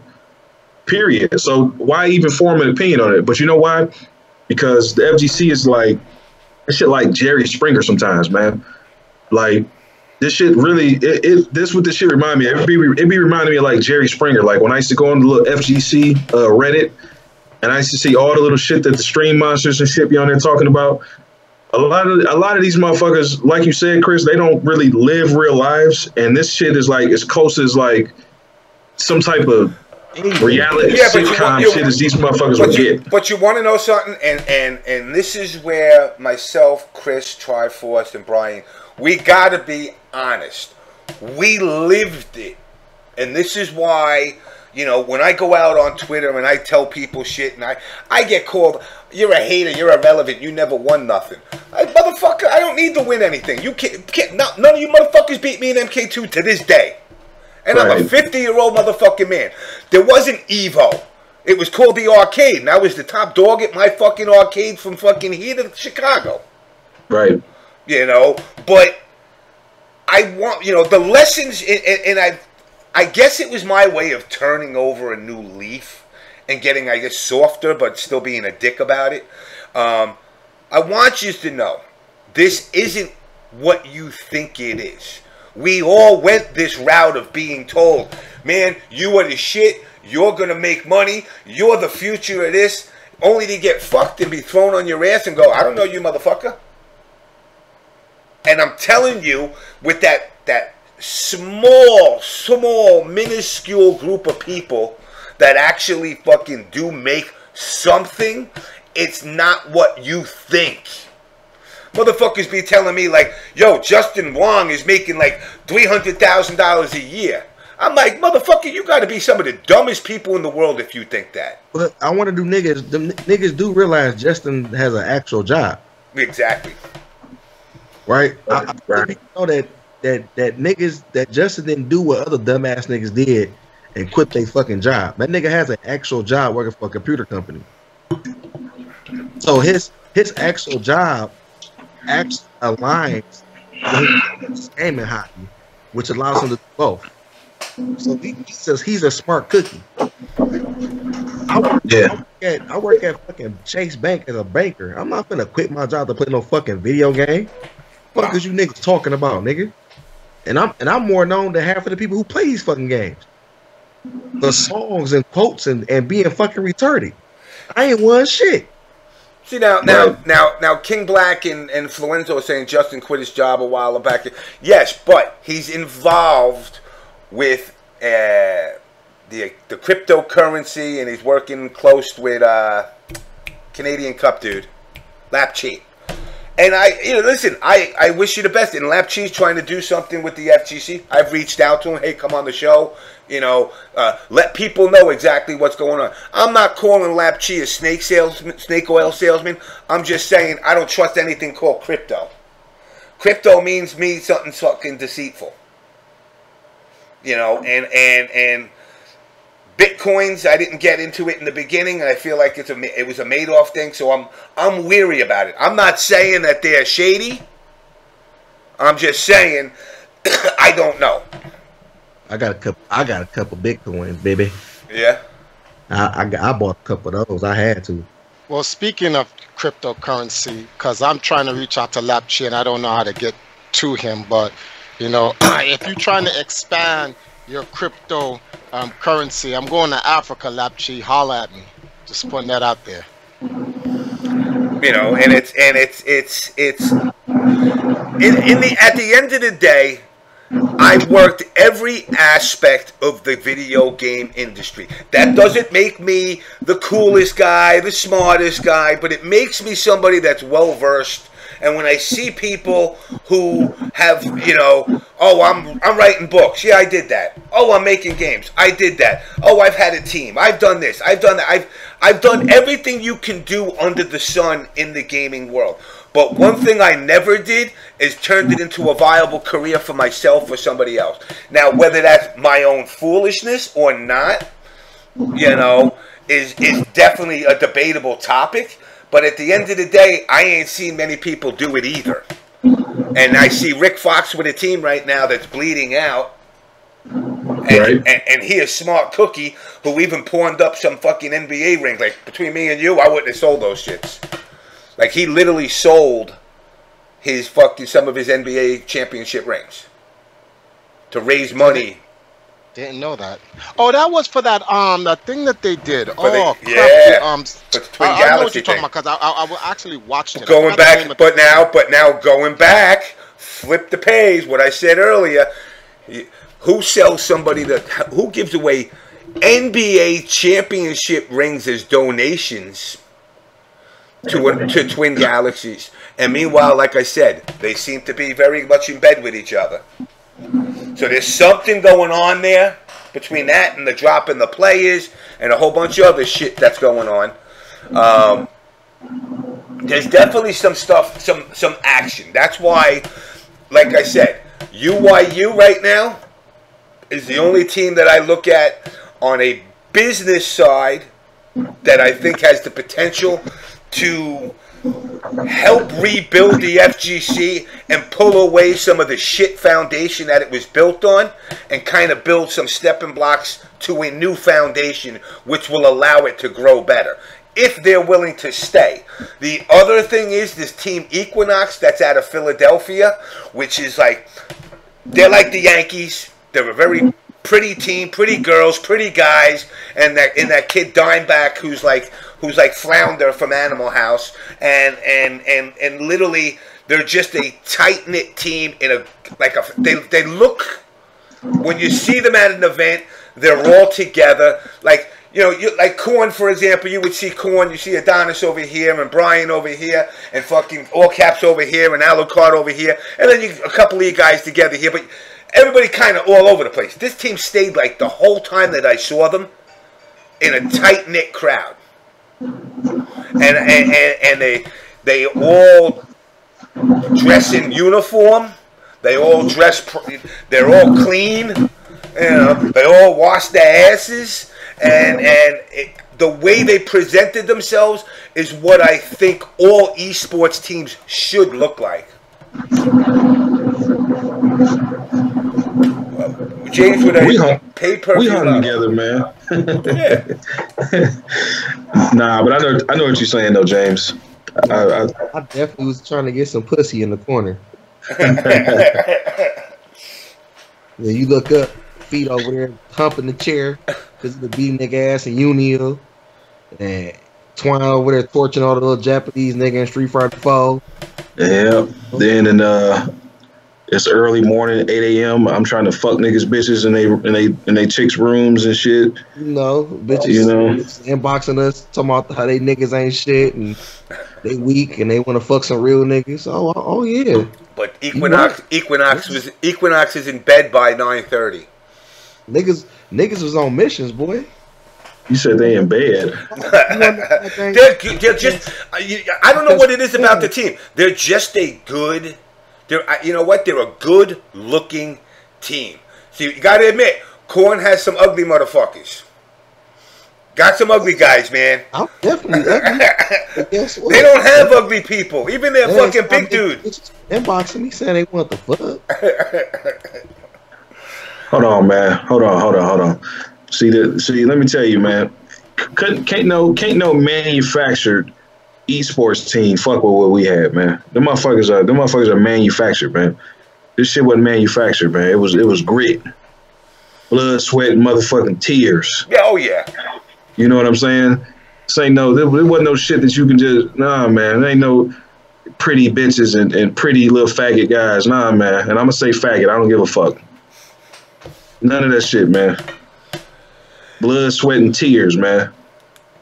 Motherfuckers practicing fucking games and getting fired from fucking jobs, fighting with they bitch. Niggas getting kicked out the fucking crib. All kind of shit. Man, niggas ain't had no money for a fucking game. Niggas had to buy the game. Man. Hey, we started from the bottom, nigga. We started from the fucking bottom, man. Shit. And guess what? Motherfuckers loved us, nigga. Yeah, they did, man. For real, man. And on the real, yeah. There ain't no. Listen, I told Chris, the thing that twisted my nipple the worst was when they turned around and the Midwest turned around and said, Tupperware, whatever his fucking name is the hype man of the Midwest. I said, wait, motherfucker, isn't like Detroit still part of the Midwest? Do they sell that shit to Canada? Because any of you guys could have took that spot. That was where? What happened? Tupperware, whatever his fucking name is. Yeah. Tubbagoo, somebody said. They said he the hype man of the Midwest. I mean, look, man, Tupperware. I don't. What's Turboware? Is it Turbo? I call him Tupperware. It looks like that Tupperware bowl. Look, man, he can have his hype man title, man. That's how I feel, man. Cause the shit that I did, I wasn't no fucking hype man. I could get hype, but I wasn't no fucking hype man. But you guys were a natural hype man. Yeah. And that organicness to the FGC. I was a hype man. I ain't gonna hold niggas up. I was the Korn hype man. I couldn't play no fucking games. I mean, yeah, I could gatekeep a couple people, you know. I might go in a tournament, make it out of the pool. I might be in loser final in the pool. I might not make it out. Nigga never drown for sure. But guess what? When you seen any nigga on Korn playing on stream, you heard two niggas in the background. Oh yeah. You heard me and you heard Donis. You heard niggas screaming, "Shut the fuck up! Shut the fuck up! Fuck you, nigga! Hey, Take out my pocket!" Hey, I remember when we came to Summer Jam 2012. I remember it was me, Feet, Seth, LOL, and fucking Wolf Chrome. We was the only motherfuckers from Michigan there. When I tell you, I shut the whole fucking East Coast the fuck up by my goddamn self. I'm talking about, nigga, I had them niggas silent, nigga. On motherfucking mute.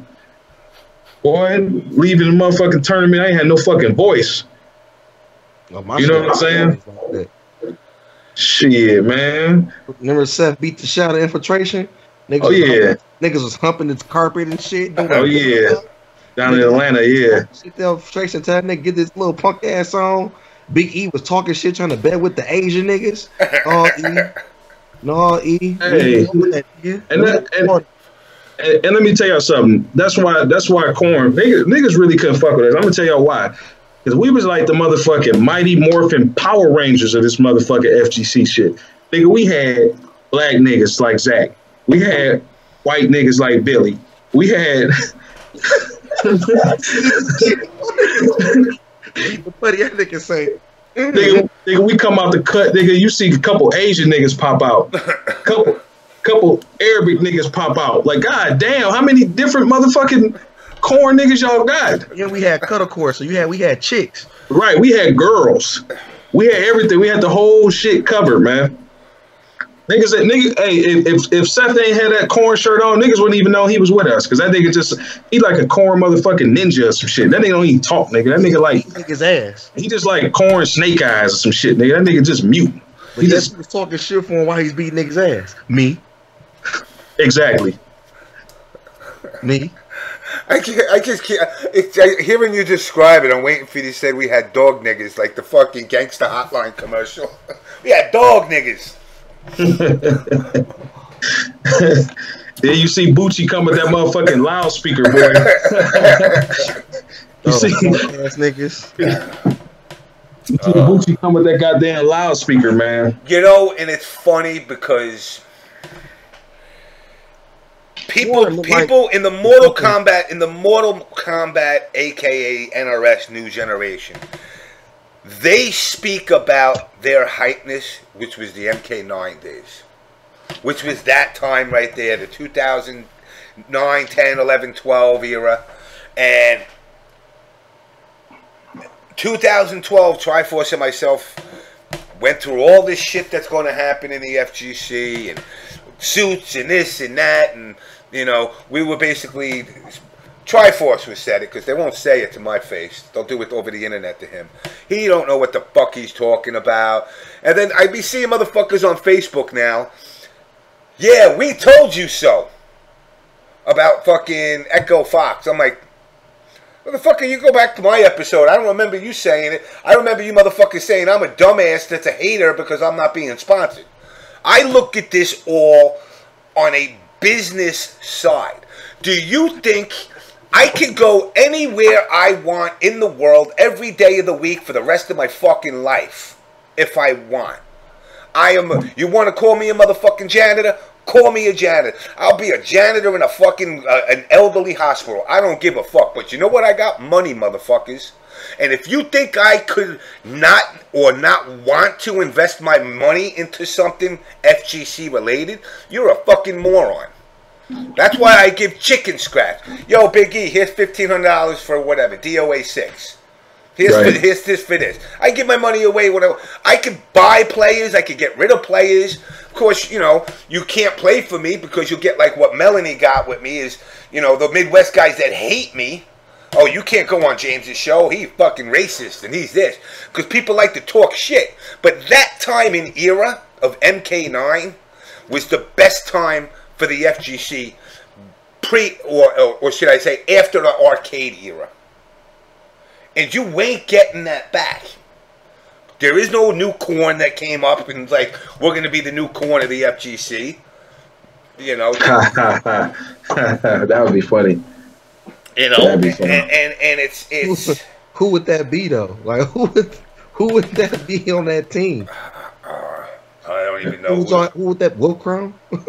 There ain't undesirable player in the FGC. The fuck? There ain't none. Menra and what's his name? Fucking from the Dominican who got yelled at for talking shit behind somebody's back, talking shit behind Go One's back during a match, and they were like, "Shut up!"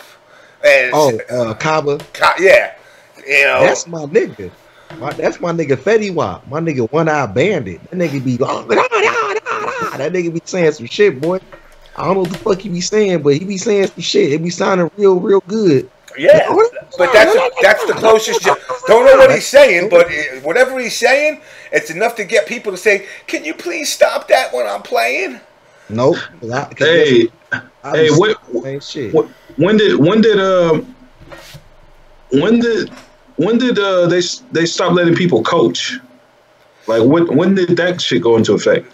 I think that was like a year and a half ago. About a year and a half ago, one player as a coach. And you're allowed to call a timeout, which was like an unspoken rule that apparently fucking Sonic Fox actually used it to switch sides. There's another rule that nobody knows about where you could switch sides during the during your games. That's an old school rule though. That's not even nothing new. But he pulled it out. No, he pulled it out. Yeah, which was like people are like, "What's he doing?" And he's like, "Oh yeah, no, this is an old school rule, like to switch spots, coin flip." I'm gonna tell y'all something, and it's funny. When I was at Evo this year, I told Panther about it. So Asian players, I'm gonna tell y'all this. This is a pro tip from me. Asian players only like to play on the left side. Yep. Especially in Tekken. Me too. When you play Tekken, Asian players usually play on stick. It's a lot easier to Korean backdash on the left side if you play on stick, especially if you're right-handed. It's a lot easier for you to Korean backdash on that left side. So most Asian players will literally try to get that one player side from you. You'll be sitting in your one player seat. You'll get there first, and they'll ask you, "Hey, can I get the one player side?" These motherfuckers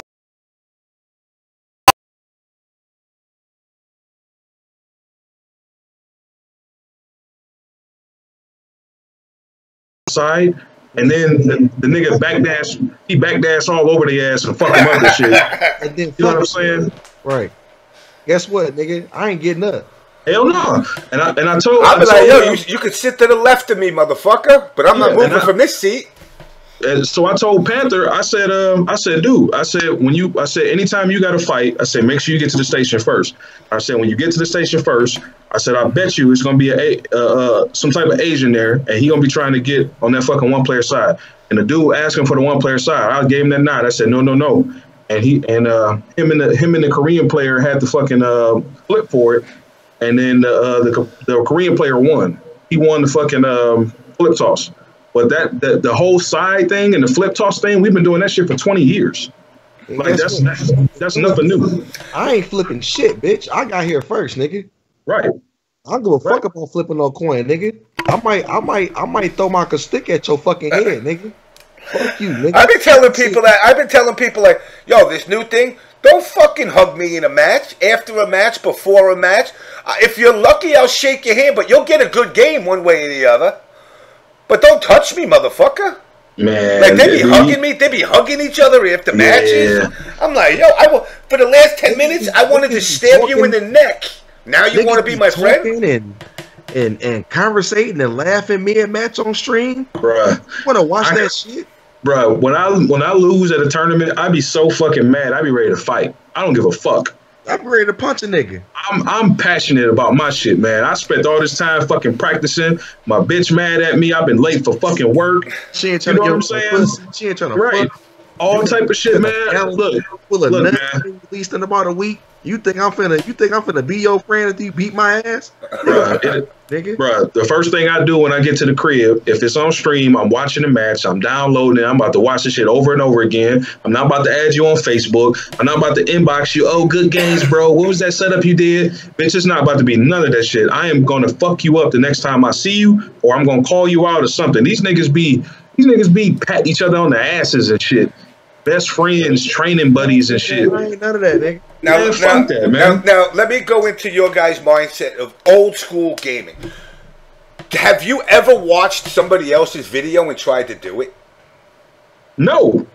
I create my own shit. Yo, motherfucker hit me up on, they be hitting me up, the little fucking haters be hitting, now I sound like DSP. Little haters be hitting me up, my hashtagging my name on Twitter without putting me in there. I play James is King, and he didn't do any throws. No shit, motherfucker. Don't think I can't. I just choose not to. Because a real motherfucking Tekka player knows how to break that shit. So why waste my time? So I'm going to hit you with shit you can't stop. I mean, that's what I was taught. That's what a nigga taught me to do. Nigga said, no, nigga, if it ain't broke, don't fix it, nigga. Yeah. All lows, all throws. Exactly. Yeah. It's like baseball. I tell a pitcher every time a pitcher's pitched to me, throw number one until they hit the fucking thing. Don't throw curveballs. Don't throw changeups. You throw a 90-mile-an-hour fastball every goddamn pitch, and what you'll see is just doing that alone, you're going to get through 3 innings, because that's 9 fucking batters, 3, 3, and 3. Now, the second time around, they're going to go, yo, this motherfucker bringing the heat again. Oh, well, maybe not. Now we're going to want to try to trick me. No, motherfucker. Fastballs until somebody hits you. See, niggas just too soft in this shit, man. And I don't like watching it. I don't like watching streams no more because, like I said, you be watching the stream and somebody lose the first set and them niggas laughing and talking and giggling. Bitch, I don't want to talk to you, nigga. I'm here to fuck you up. I'm here to destroy you, nigga. And you know what it is? It don't seem like there are those type of intense like rivalries no more, man. It's like it's not even really competitive no more, nigga. No, it's not. Like just like okay. When I was at Evo this year, you know, talking to Tom, you know, creator DOA and shit, and I told him, you know, because he been asking me if I was gonna play, you know, DOA. Cause I fuck with him. I'm like, you know what, Tom, I'm gonna play this one. I'm gonna play 6. So I came in late with 5. I ain't really, you know, whatever. I'm like, but with 6 of them, I'm gonna play it. At Evo, they did a little exhibition. I'm looking at niggas play. I said, dog, these niggas suck, nigga. These niggas are ass. Can't none of these niggas beat Sonic Fox. He fucking them niggas up. I say, you know what? If it was me up there, I'll beat that nigga ass. And that nigga said, and Tom was like, really? You can take a game off Sonic Fox? I say, Tom, I'm gonna do all lows, all throws. I'm gonna beat the shit out that nigga. That nigga sucks, man. Your fucking highlight video is probably the only one I ever watched.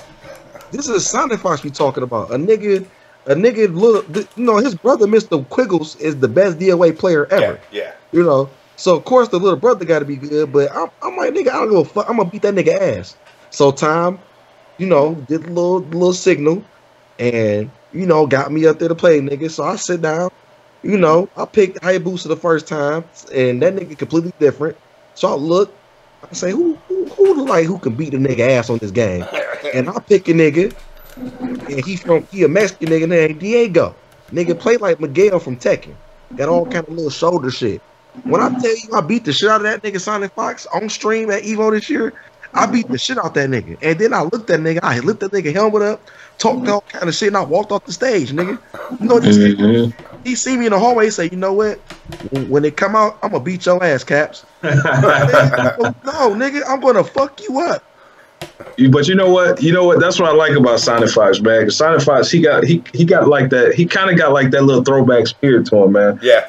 My first encounter with Sonic Fox was we went to fucking, what was that, Combo Breaker when MKX first came out? And me and Feet was talking shit. That nigga, we say, no, little nigga, get your little ass up. We gonna fuck you up. He gonna look at me and Feet talking something. I'll tackle you guys. Hey, so with me, because you know, you see people all the time, but me, I ain't no dick rider. If we don't know each other, I don't go out my way to speak to niggas. You know what I'm saying? That's the type of motherfucker I am. So it was a Sunday, and I was playing MKX casuals with a lot of people. Just a bunch of people coming up to me wanting to play me and shit. And I'm practically like new to MK, but people know me from the scene and shit. So I'm playing people. I'm playing for like an hour, 2 hours. The nigga that knocked me out of the tournament, I'm playing this nigga the next day. I beat the fuck out of that nigga. That nigga damn near apologized for beating me. I beat that nigga ass so bad. So the nigga Sonic Fox comes over to me, nigga. This nigga come over to me with this little white kid. This little white kid got to be like 10 or 11 years old. And Sonic Fox back then, he had to be like 17 or 18. Yeah. And this nigga comes up to me. This nigga Sonic Fox taps me on the shoulder. He said, "Hey man, do you mind letting me play my my fan right here?" I just want to play him. And his mom was standing there. I looked at the nigga signifiers. I said, nigga, if you want me to get off sticks, nigga, I said, nigga, you gotta take me off sticks. I said, nigga, you ain't the only one that got motherfuckers want to play you. I said, motherfuckers want to play me too. You know what I'm saying? I said, if you want me off sticks, then take me off sticks, nigga. That nigga signifies. So that nigga signifies. He got amped. He's like, okay. He said, I'm gonna body you. I'm gonna body your shit. I said, okay, nigga. So let's play.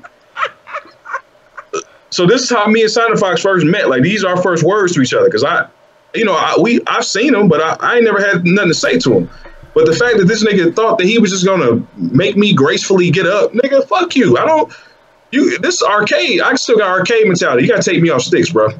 So me and him, yeah, bro. Me and him played like a 1st to 2 or 1st to 3. And remember all that Aaron Black shit he was doing back then, the shit that he was winning the tournaments off of? Nigga, I blocked all that shit. I was busting that boy fucking ass, nigga. He ain't like that shit. And I think he beat me like 3-1 or some shit. But he had to struggle to get that shit. And that nigga shook my hand and kind of looked at me, gave me a certain little look. And you say I was beating his ass. Hell yeah, dog, bro. I was blocking all that little Aaron Black shit that he was busting niggas' ass with. With the because we played we played Twine all the time. I was used to the Aaron Black shit. Yeah, we knew shit. So every time I seen Signifox after that, every single major, that nigga Signifox called me out and we play a fucking set every single tournament after that. And that's how me and Signifox became cool. Just because I just wasn't kissing no ass, nigga. Okay, you win tournaments, you want Evo. I don't give a fuck who you are, nigga. Take me off sticks. And me and him was cool after that. That mentality does not exist no more.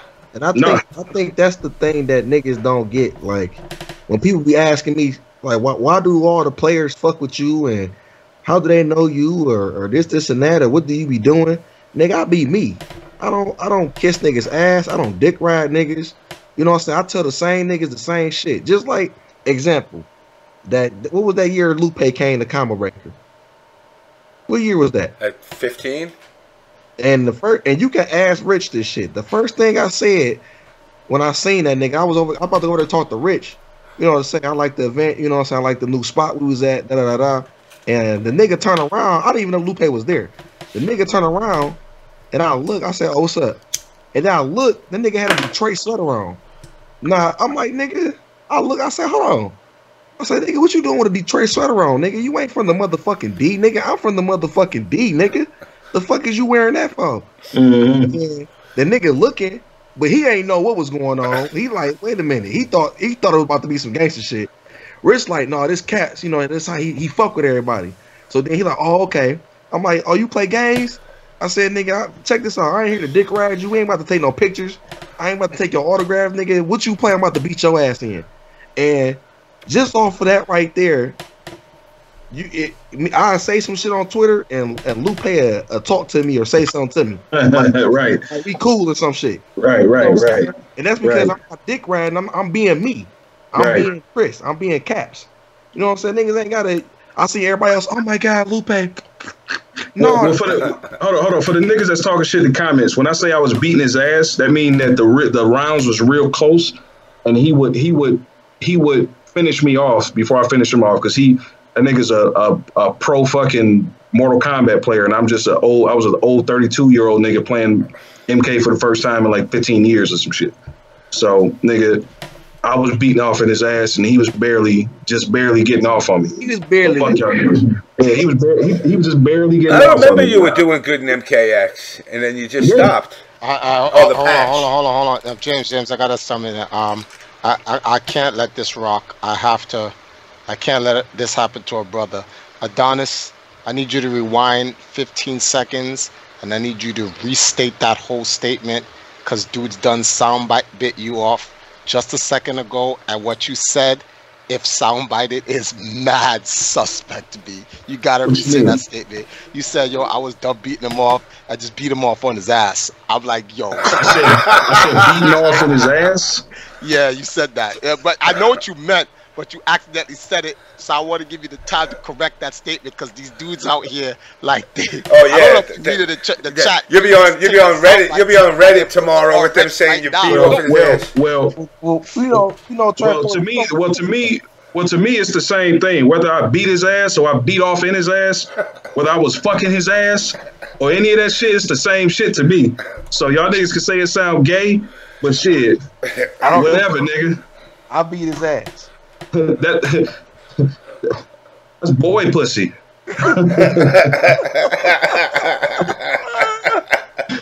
Oh God. Oh, it's good to have you back. Wow. But yeah, point is, nigga, don't stop dick sucking them niggas, man. Be you, be your own individual, and maybe y'all can do something for your fucking self, nigga.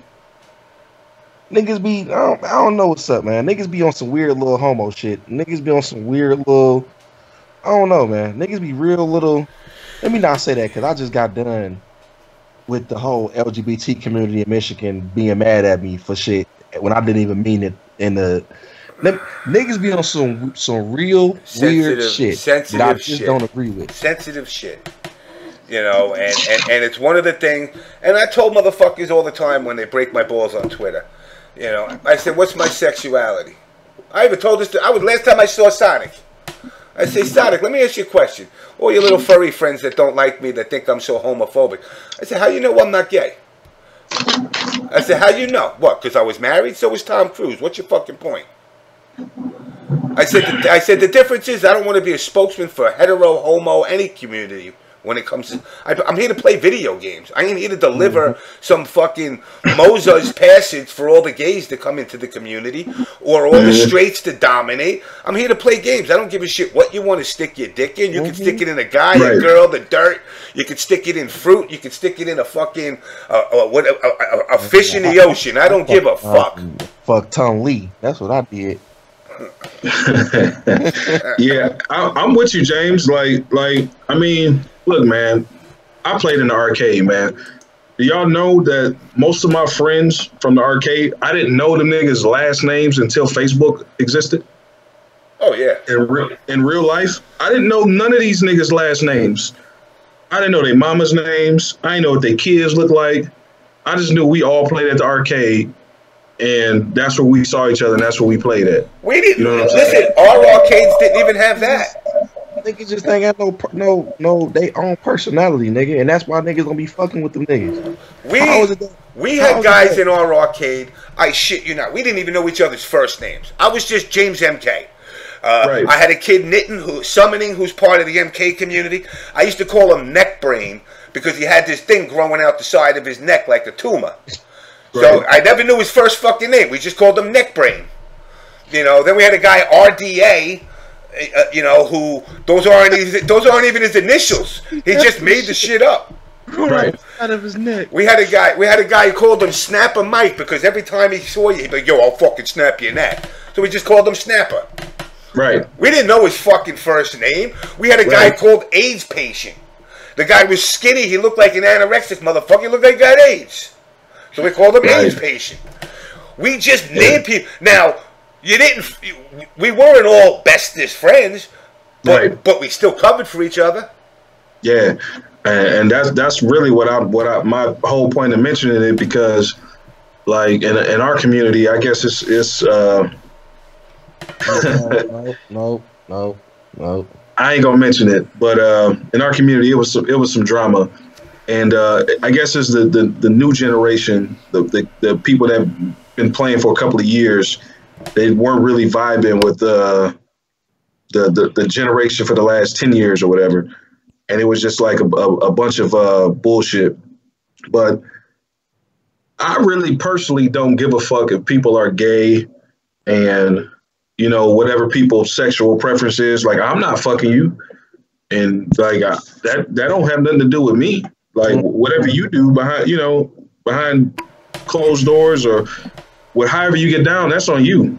I mean, it's been a lot of gay players that I've been friends with, not like friends like that, but we cool over the last 20 years. You know what I'm saying? Like, I done met some downright weird motherfuckers that play games, but we always had that thing in common that we got along, and that was us playing games. Yeah. Mm-hmm. You know, like I never cared about this shit, and I still don't. And it's one of the wedges in the community now between the esports grassroots and this mentality of banning players and this player and this player for beliefs. You know, where does it end? Okay, do we start saying, well, we're banning Muslims now? We're banning Christians now? We're banning Jews now? Where does it end? Oh, this person's not accepting to homosexuality. How do you know that? Did you ever ask them? I tell people every fucking time when I get a hater, you've met me before? Where did we meet? No, I heard about you. Oh, so you're going by stories. You never sat down with me?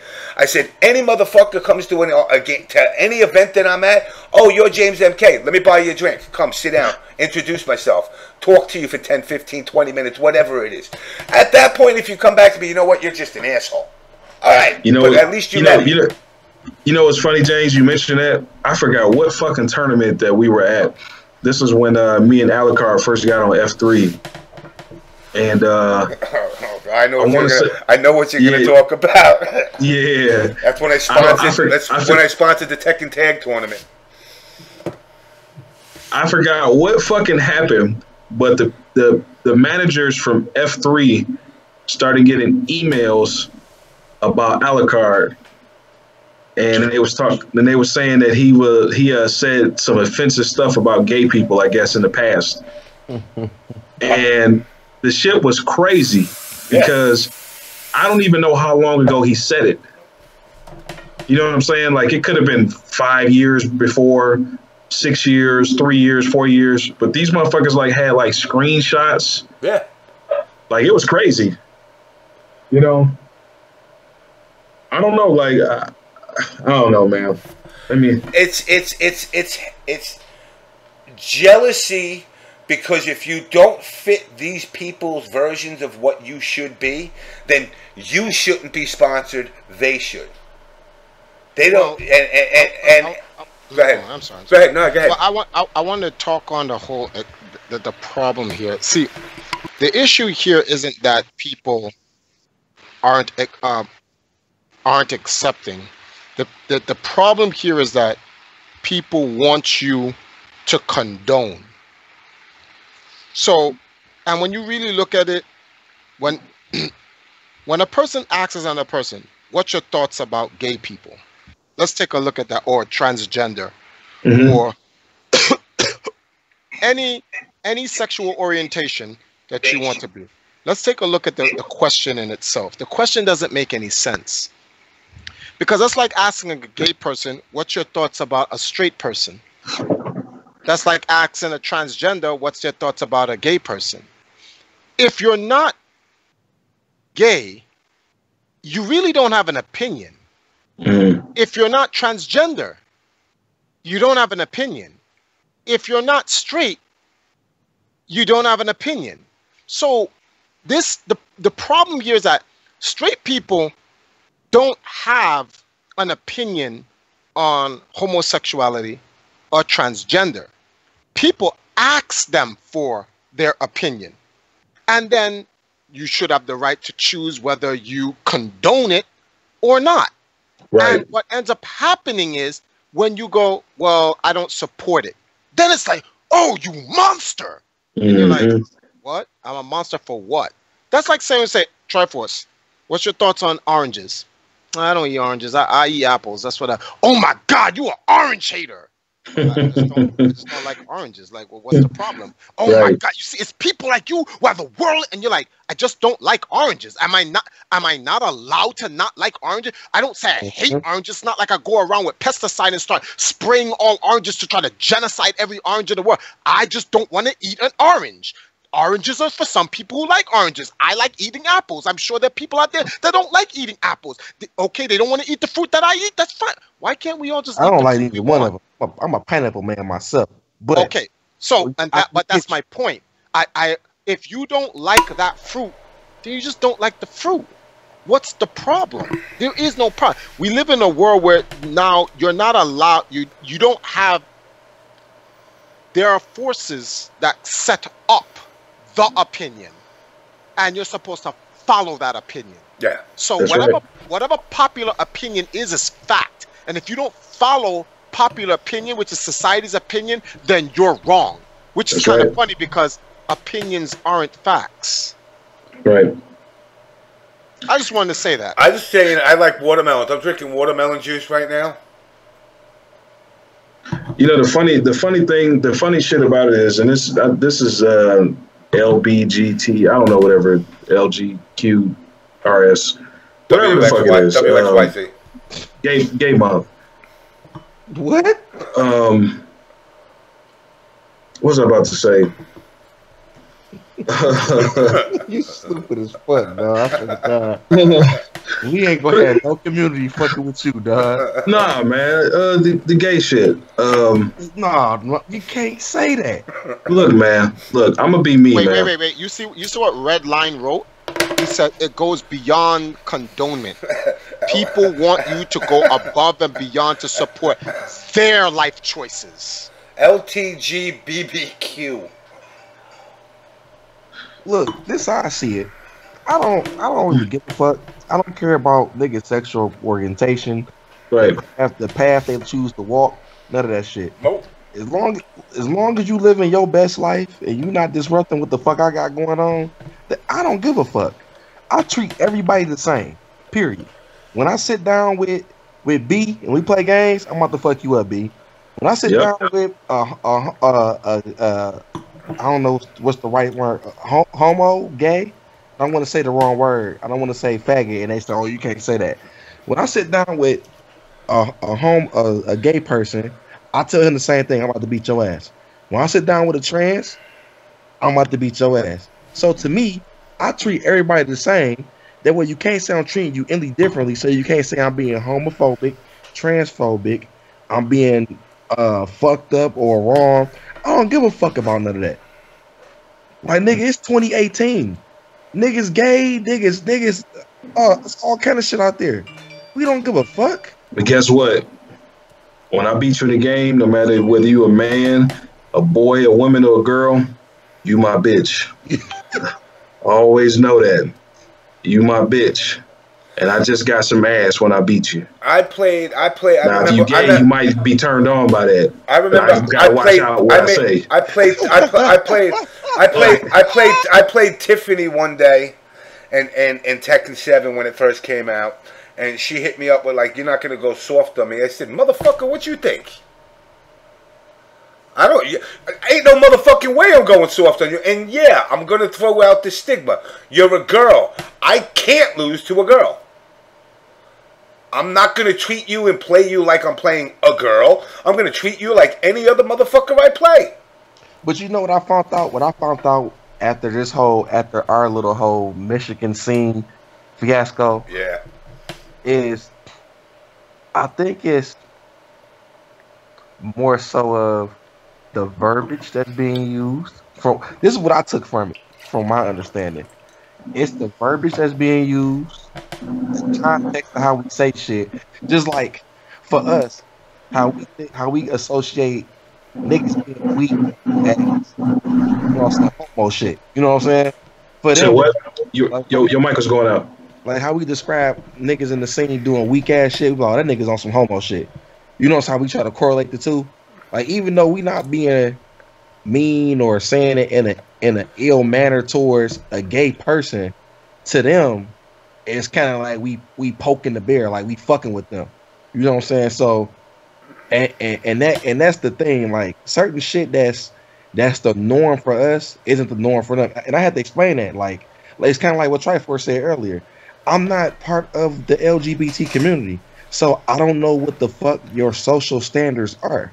You know what I'm saying? So me being me, I'm saying some shit that I can relate or make a correlation to the two that makes sense to me.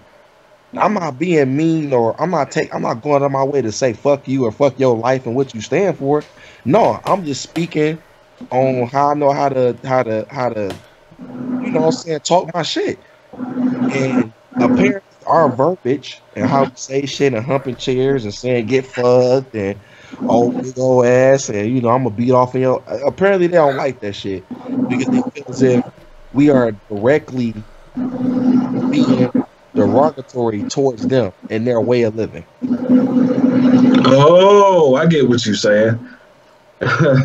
Nah, just like when a nigga be talking shit online and then we see him at the lounge and you be like, yeah, nigga, what's up? Play a first to 5.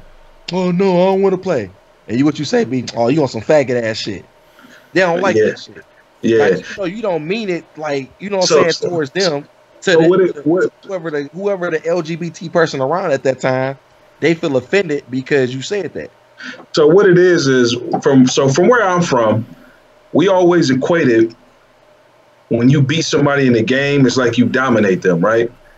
And when we dominate you in something, it's almost like some prison shit. You know what I'm saying? So when you in prison and another man dominates you, you his bitch at that point. You getting fucked. You get it is what it is. You getting the meat. You gave up the back pussy. Yeah, you gave up the now where I'm from, we talk real raunchy like that for a very long time. Very long time. A very long time. Before in the arcades. Like, if you hear some of the older people from my arcade talk, you would think these niggas were gay for real. Like, when you start, hey, you ever seen Big Veil, Chris? You ever seen Lil Veil Daddy? Oh yeah. And when y'all see Big Veil, y'all see Video, Dave, and all them niggas get in the room, and Luke and them niggas start talking about sucking dicks and shit. I'm like, wait a minute, dog. I remember the first time I met all them niggas who went to that apartment and niggas was playing Halo in 3 different rooms. Yeah. And I'm like, oh, them niggas saying all, I'm like, yeah, like, oh man, that nigga Luke was in there jacking my dick off. I'm like, wait a minute, bro. I'm like, wait a minute. What is this? And niggas was like, oh no, nigga, that's just how they be talking. I'm like, that's just how they talk.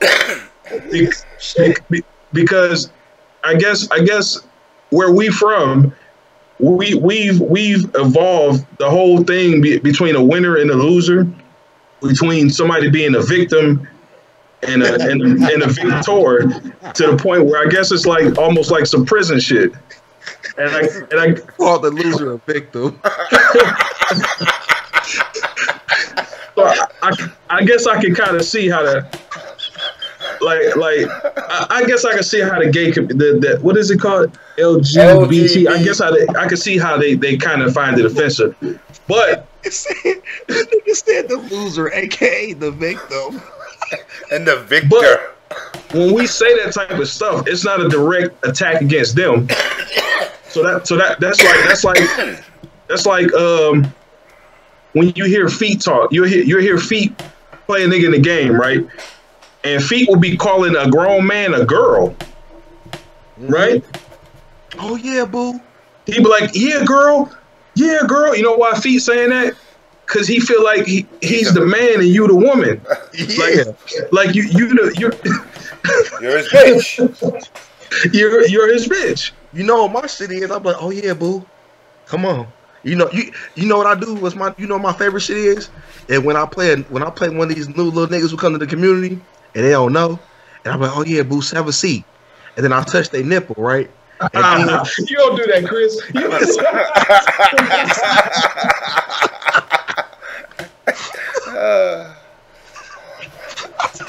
I'm like, you over there turning them niggas on, Chris. No wonder why they over there going crazy. I'm like, oh yeah, boo. I touch the nipple, right? They be looking, and then I grab the bottom of their chair and I bring it real close to me, and we like this, like some real, like I manhandle them, and I bring them extra close, and I whisper, I be like, you better not win, or I'ma fuck you. And then we hit start, and we get to playing, they can be looking at me while I'm playing the game. And you take a look, you look to the left a little bit at him, be like, I meant what I said. Right. I'll be playing, I'll be like, Hey, you know what's funny? This nigga Dave, dog. Oh, my nigga Super Dave. Now this is real shit. I don't know if y'all remember on Shoryuken.com back in the day on the forums. This nigga Dave, bro, I bullshit you not. This nigga name on Shoryuken was Raper.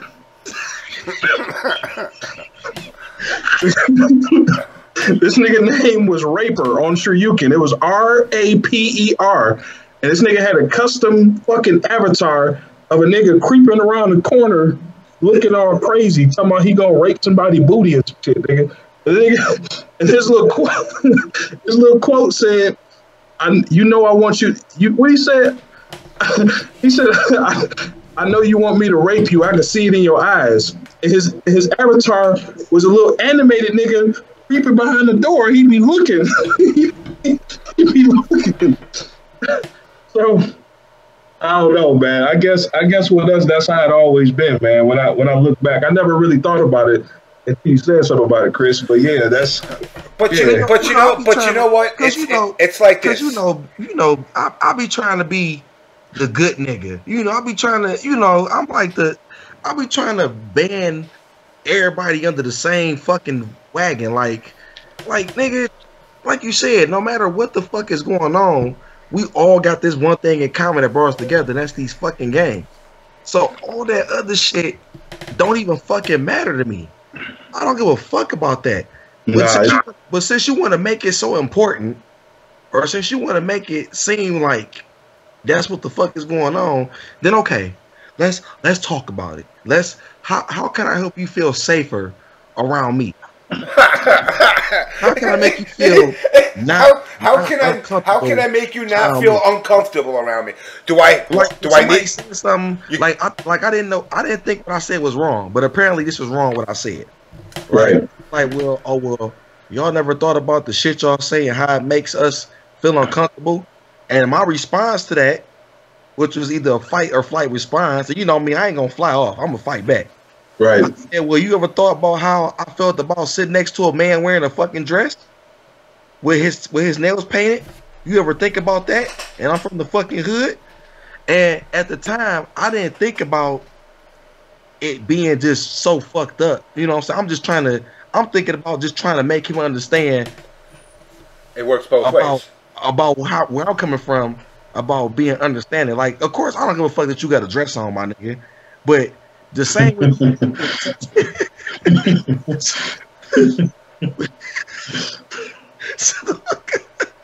But you can't even talk.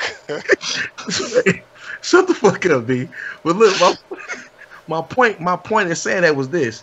Of course, I'm not uncomfortable because you're wearing a dress, my nigga. Do whatever makes you happy. But my point is, if I can sit down and play the game next to you and be okay with you being you, then why the fuck is it that you can't be okay with me being me while me talking my shit?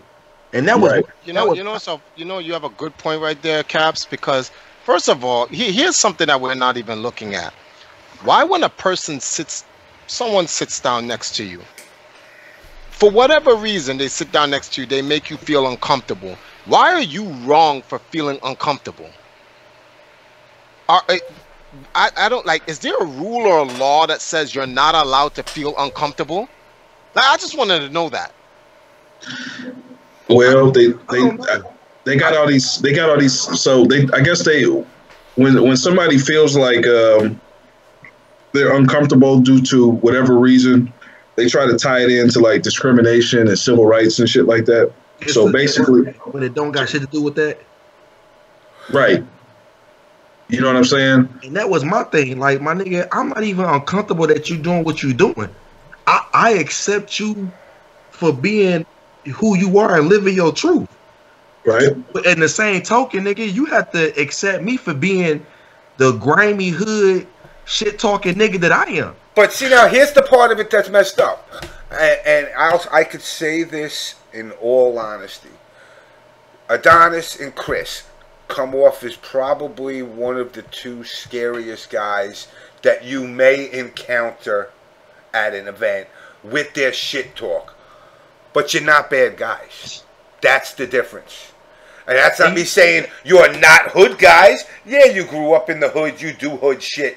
You're both parents. You both do the fucking right things, but at the best of your ability. You're not out there thugging and stealing like the Reddit guys fucking portrayed Korn as. And 99% of the time shit was stolen, it was by some fucking pencil-necked geeky white kids that were doing it anyway. You know, but you're at a gaming event. And it's like, you're not there to cause trouble. You're not there to fucking make profit off of robbing people. I can tell you this. The stereotyping of a black man at the events in general. I've only had white people ask me if I want to buy drugs at events. Never had a black person come up to me and ask me. I'm not saying blacks don't smoke weed and do all the other shit, but it's always been white guys. Maybe that's because they associate better with me in their brain or something, that they feel comfortable, that they feel comfortable enough to come up to me to ask me if I want to cop some shit. And that's funny because I guess because I look like the type of nigga that who be having drugs. Every event that I've ever been to, James, I put this on everything I love. Got some weed, man? I've had at least 5 people come up to me and ask me, "Do I have some weed?" I can't hear you. You're fan. What if it just seems like I got fucking weed? Is it because I'm black? Is it because I got a Facebook to the back? And you know what's funny, Chris? Not to kind of touch on that, man. It seemed like that's the real elephant in the room, really, when it come down to it, man. And that's what I really addressed in our group. And it seemed like, because everything that people, as far as the FGC is concerned, the things that are quote unquote banned or the things that are quote unquote inappropriate are usually the things that are associated with black people, right? So they don't want us to be loud, right? So when you say don't be loud, well, white guys are usually, according to how they think, white guys are usually reserved and quiet, and Asian people don't say shit anyway. They usually fucking just don't say much anyway. So basically, when you say don't be loud, you're really saying black, like niggas shut up. Simmer down, black folk. Right. You see what I'm saying? And so basically, when I look at everything as a whole, because like I said, the elephant in the room is really like a black versus white shit. Now, ironically enough, black people have been the fucking staple in the fighting games the whole time. The only thing we don't do is fucking design the games. You know what I'm saying? Other than that, I mean, we've always been pretty relevant in fighting games throughout the entire history of it. So when you tell black people not to be black, you know what I'm saying? You kind of like wait, hold on. I don't mean to cut you, because this particular topic needs to really go in depth. When you say black people shouldn't be black, right. My question to that is, what's being black? And that's a good point. And that's a good right. And that's what I'm saying. And let me touch on that. So and that's what I'm saying. So like, all black people are not alike, right? We could be in a room of 40 people, and the only ones that's popping off is me and Caps, right? Mm-hmm. But outside of the FGC, black people have a stigma. And some of those stigmas and stereotypes are that we're loud, that we're rowdy, we're quick to fight, we're violent, dangerous, just pretty much combustible people, right? So the things that are, like I said, the things that are outlawed in the FGC are those types of behaviors. And when I say you got to take a look at the elephant in the room, what are they really trying to say? They're trying to say, don't act black, or don't act like niggas. Now, don't act uncivilized. Right. My thing is this though. We all want to have our fun. Mm-hmm.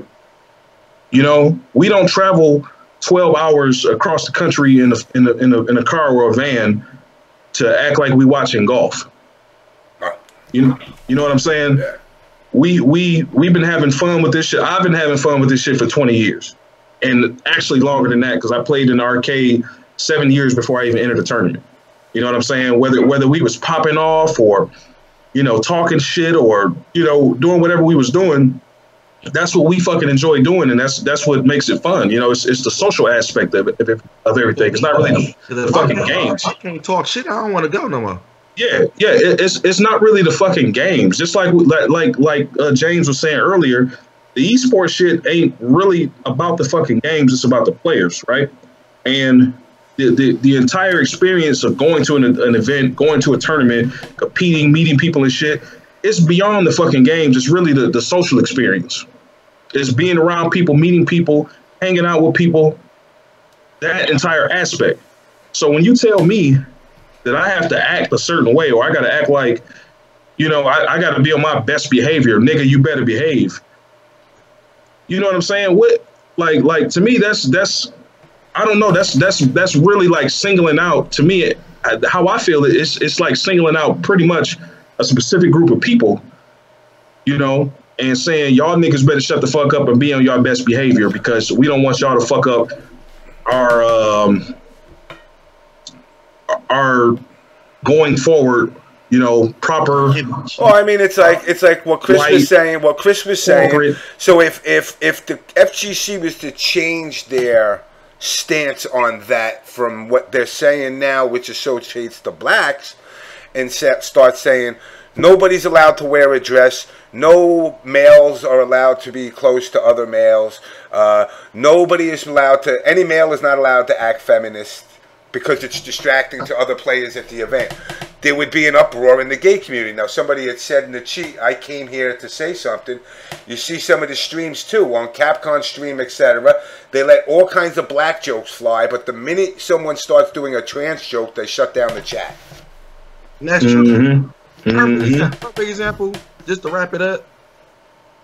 Do you know how many TOs, sponsored people, companies, vendors, or team owners fuck with me and Adonis?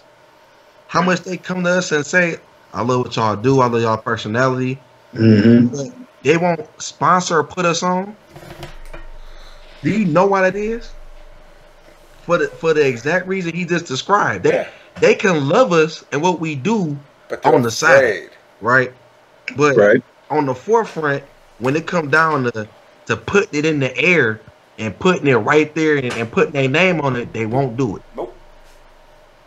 So you can sponsor a whole trans and a whole gay person, but you ain't gonna sponsor a little nigga from the hood who like to be a little shit talking or rowdy because that's too much. And guess what? Them same motherfuckers telling us to not be so loud and not being so rowdy and that we scaring them. Guess what? Them niggas go home and listen to Kodak Black. them same motherfuckers go home and indulge themselves in black culture. Listen to fucking worse rap music than I do. You know what I'm saying? Listen to all the music talking about some nigga, I kill you, bitch. I sell this drug, this and that. Right? So they get that experience of being a pseudo nigga. Right? I never heard of a pseudo one. I like that. But you know, because they indulge themselves in our culture, right? But then when they cut their music off and they cut their TV off and they cut their YouTube off and they pull themselves out, right? And now I'm Mitchell again, or I'm Matt, right? But then into the Matrix, right? But then when you come around us at these events, you want to act like you so straight, you know, up and down. You so this, you so that. But then when you get in your car, you listen to Lil Boosie. You got on Tupac. You. So which one is it? Do you like us or do you not like us, or do you like us? But well, you just don't like us. We don't like. We like your culture. hold on. Or do you like us, or do you just don't like losing to us in games? No, and the thing about it, you can't be a part-time nigga. Exactly. You gotta either you gonna be a nigga or you ain't gonna be a nigga. Ain't no such thing as a part-time nigga. That's like me asking, are you a part-time gay person? Like you suck dick in the day but get pussy at night? Right. That would make him bisexual. Well, I'm gonna tell you. Well, I know they got bisexuals, but to us, ain't no nigga. Once you suck dick, ain't no going back. You can't go back. You can't unsuck some dick. It's over with. You gay, boy. Right. That's the shit. That's the shit that amazes me though, bro. Like motherfucker be they're so loud and they're popping off, but then you see some shit that they put on their Facebook page and these motherfuckers listening to 6ix9ine and Lil Pump. Well, check it. And this the wilder shit though. Right. This the shit that killed me. And if you one of these people who watch it, don't misunderstand. I ain't mad at you, but I be seeing some of the same people who be talking shit in these chats and these little forums and shit. When I be doing my little research and finding out who, I be seeing these same little motherfuckers see me at an event and then grab me and either ask me to take a picture, sign a shirt, sign a stick. And I'm not even a top player. I just talk shit. I'm just a funny individual. I'm like the jester of the FGC or some shit for these niggas. Or my personal favorite is, hey all caps, or hey Uncle Caps, I gotta play my pool match in like 2 minutes. You man come on over and watch me play and talk to some shit to hype the crowd up. Right. But the same individual Right. who is just on Reddit.com, or just on Facebook, Right. on somebody else's post who you thought I wasn't friends with or think I couldn't see the post, and niggas had screenshot the shit in my inbox, screenshotting all the receipts. You the same individual on Facebook talking about how I'm such a nigger, or I'm too niggers for the FGC, or I'm not esports enough, but you want me to come do the same shit that you hate. Exactly. It's a pool match, my nigga. Or right. Hold on, Chris, and let's just talk on the low shit right there. You the same motherfucker. You hate this shit so much, but you want me to be that same niggerish, coon, monkey individual when you playing your fucking match. And it's funny you mentioned that, Chris, because I said the same thing about Wolf Chrome when I came back. Right now, Wolf Chrome is a weird motherfucker. He always gonna be a weird motherfucker, and it is what it is, right? He always just been a socially awkward nigga, right? That's fine, whatever. But this nigga really goes out of his way and literally says that he doesn't fuck with our community because we're so active in the community, and when he comes around us, he doesn't feel like, he try to like play like almost like this victim role and shit. Yeah, when you say when you say when you say he says our community, what is that? Like he's saying the FGC or no, not the FGC. We're talking our local. We're talking just our Detroit. Okay. Wolf Chrome believes that people like me, Adonis, Footwork, and Alucard have the community mobbed up to be against him when he's around. So he feels like he can't be around because nobody likes him. You look ingraded piece of shit. Nobody likes you because you don't talk, you don't hang out. Like despite what niggas think about how we are or what go on, social. At the end of everything that happens, every person who is in this community has been to my house, has been to B crib, has met my son, have met my grandmother. I done fed niggas. We done all went out. We done met niggas' girlfriends. We done met niggas' mamas. We done had to get damn near permission slips to get niggas to go out of town. So all of this shit going on, we out to eat, we doing this, we doing that, all this shit we doing as a unit, and this nigga Wolf Chrome is the only individual who doesn't join in on the festivities. Right. So we don't know what the fuck kind of shit you be on. Right. Now hold on, Chris. Let me back it up a taste, right? So Chrome would say like, oh, because they loud or whatever, this and that. Now, people might not know, but Alucard, who has been my boy since 2007, and Chrome, they had a real intense rivalry with Street Fighter 4, right? You already know who I'm gonna ride with. If they playing, you already know who I'm gonna ride with. Yep. Now, Chrome, I've known Chrome since Chrome was about 12 years old, since about 2002, 2003, right? I know him since he was a kid at my arcade. Now, out of respect for him being from my arcade, back in the day, I would never go nuts and never root against him when him and Alucard were playing. I would always let them respectfully play each other. You know, both of them, they in my eyes at the time, they was the same to me. They, you know, Twine was the person I brought into the scene, and Chrome, he was somebody that watched me play games when he was a fucking kid. You know, back when I was competing at Wizards and shit. But what happened with me and Chrome is Chrome got mad at me on a personal level because I didn't like Street Fighter 4. And this nigga actually lashed out at me. Chris, you remember that shit? This nigga actually lashed out on me on Facebook, made the whole paragraph talking shit about me. I've done nothing but support this nigga the entire time. And this nigga came out in public, talked shit about me, saying I ain't this, I ain't that, et cetera, right? Now, nigga, I've always been a leader in my community. Even when I was a child, I was a leader in my community. I was a leader of my age group, right? I've always had a legion of niggas behind me. So when you fuck with the bull, you get the horns. So you might say some shit to me, Chrome, and Chris might not like that shit. So the niggas that I brought in the game, they gonna be behind me, and I might not even have to say nothing. So when Chrome came at me, he made an enemy out of other niggas that was around me. So now Chrome can't go to tournaments and play in peace no more. Because he just said some whole shit about B. And when you say some shit about B, it is what it is. Now, we was on his ass after that.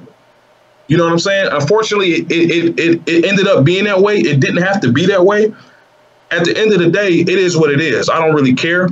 But Crone is the type of nigga, he don't really forgive and move on. He not the type of person that can call you on the phone, the bitch, and patch it up. You know what I'm saying? Saying, damn, man, I said some.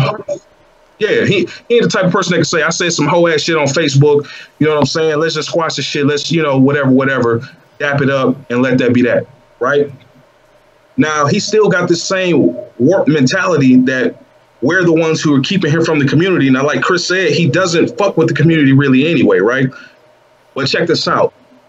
If we in Philadelphia, if we in Atlanta, if we in Chicago, if we anywhere, right? Now in Detroit, we always got a thing. We might be enemies. We might not fuck with each other when we here. We might not be the best of friends, but when we travel, we gonna roll. We gonna roll with each other. That's what we always say. That's D-boy shit.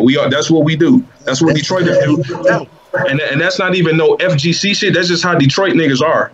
Like if we out of town selling dope and we don't even fuck with each other, we from different hoods. Detroit niggas gonna stick together even out of state, even if they don't fuck with each other, if they don't know each other. They'll fuck around and go re-up together. You know, they get back to the city, don't even talk to each other. But when they on the road, they fuck with each other. And we the same way, even in the FGC. So I'm gonna support Chrome out of state, even if we don't even barely speak here.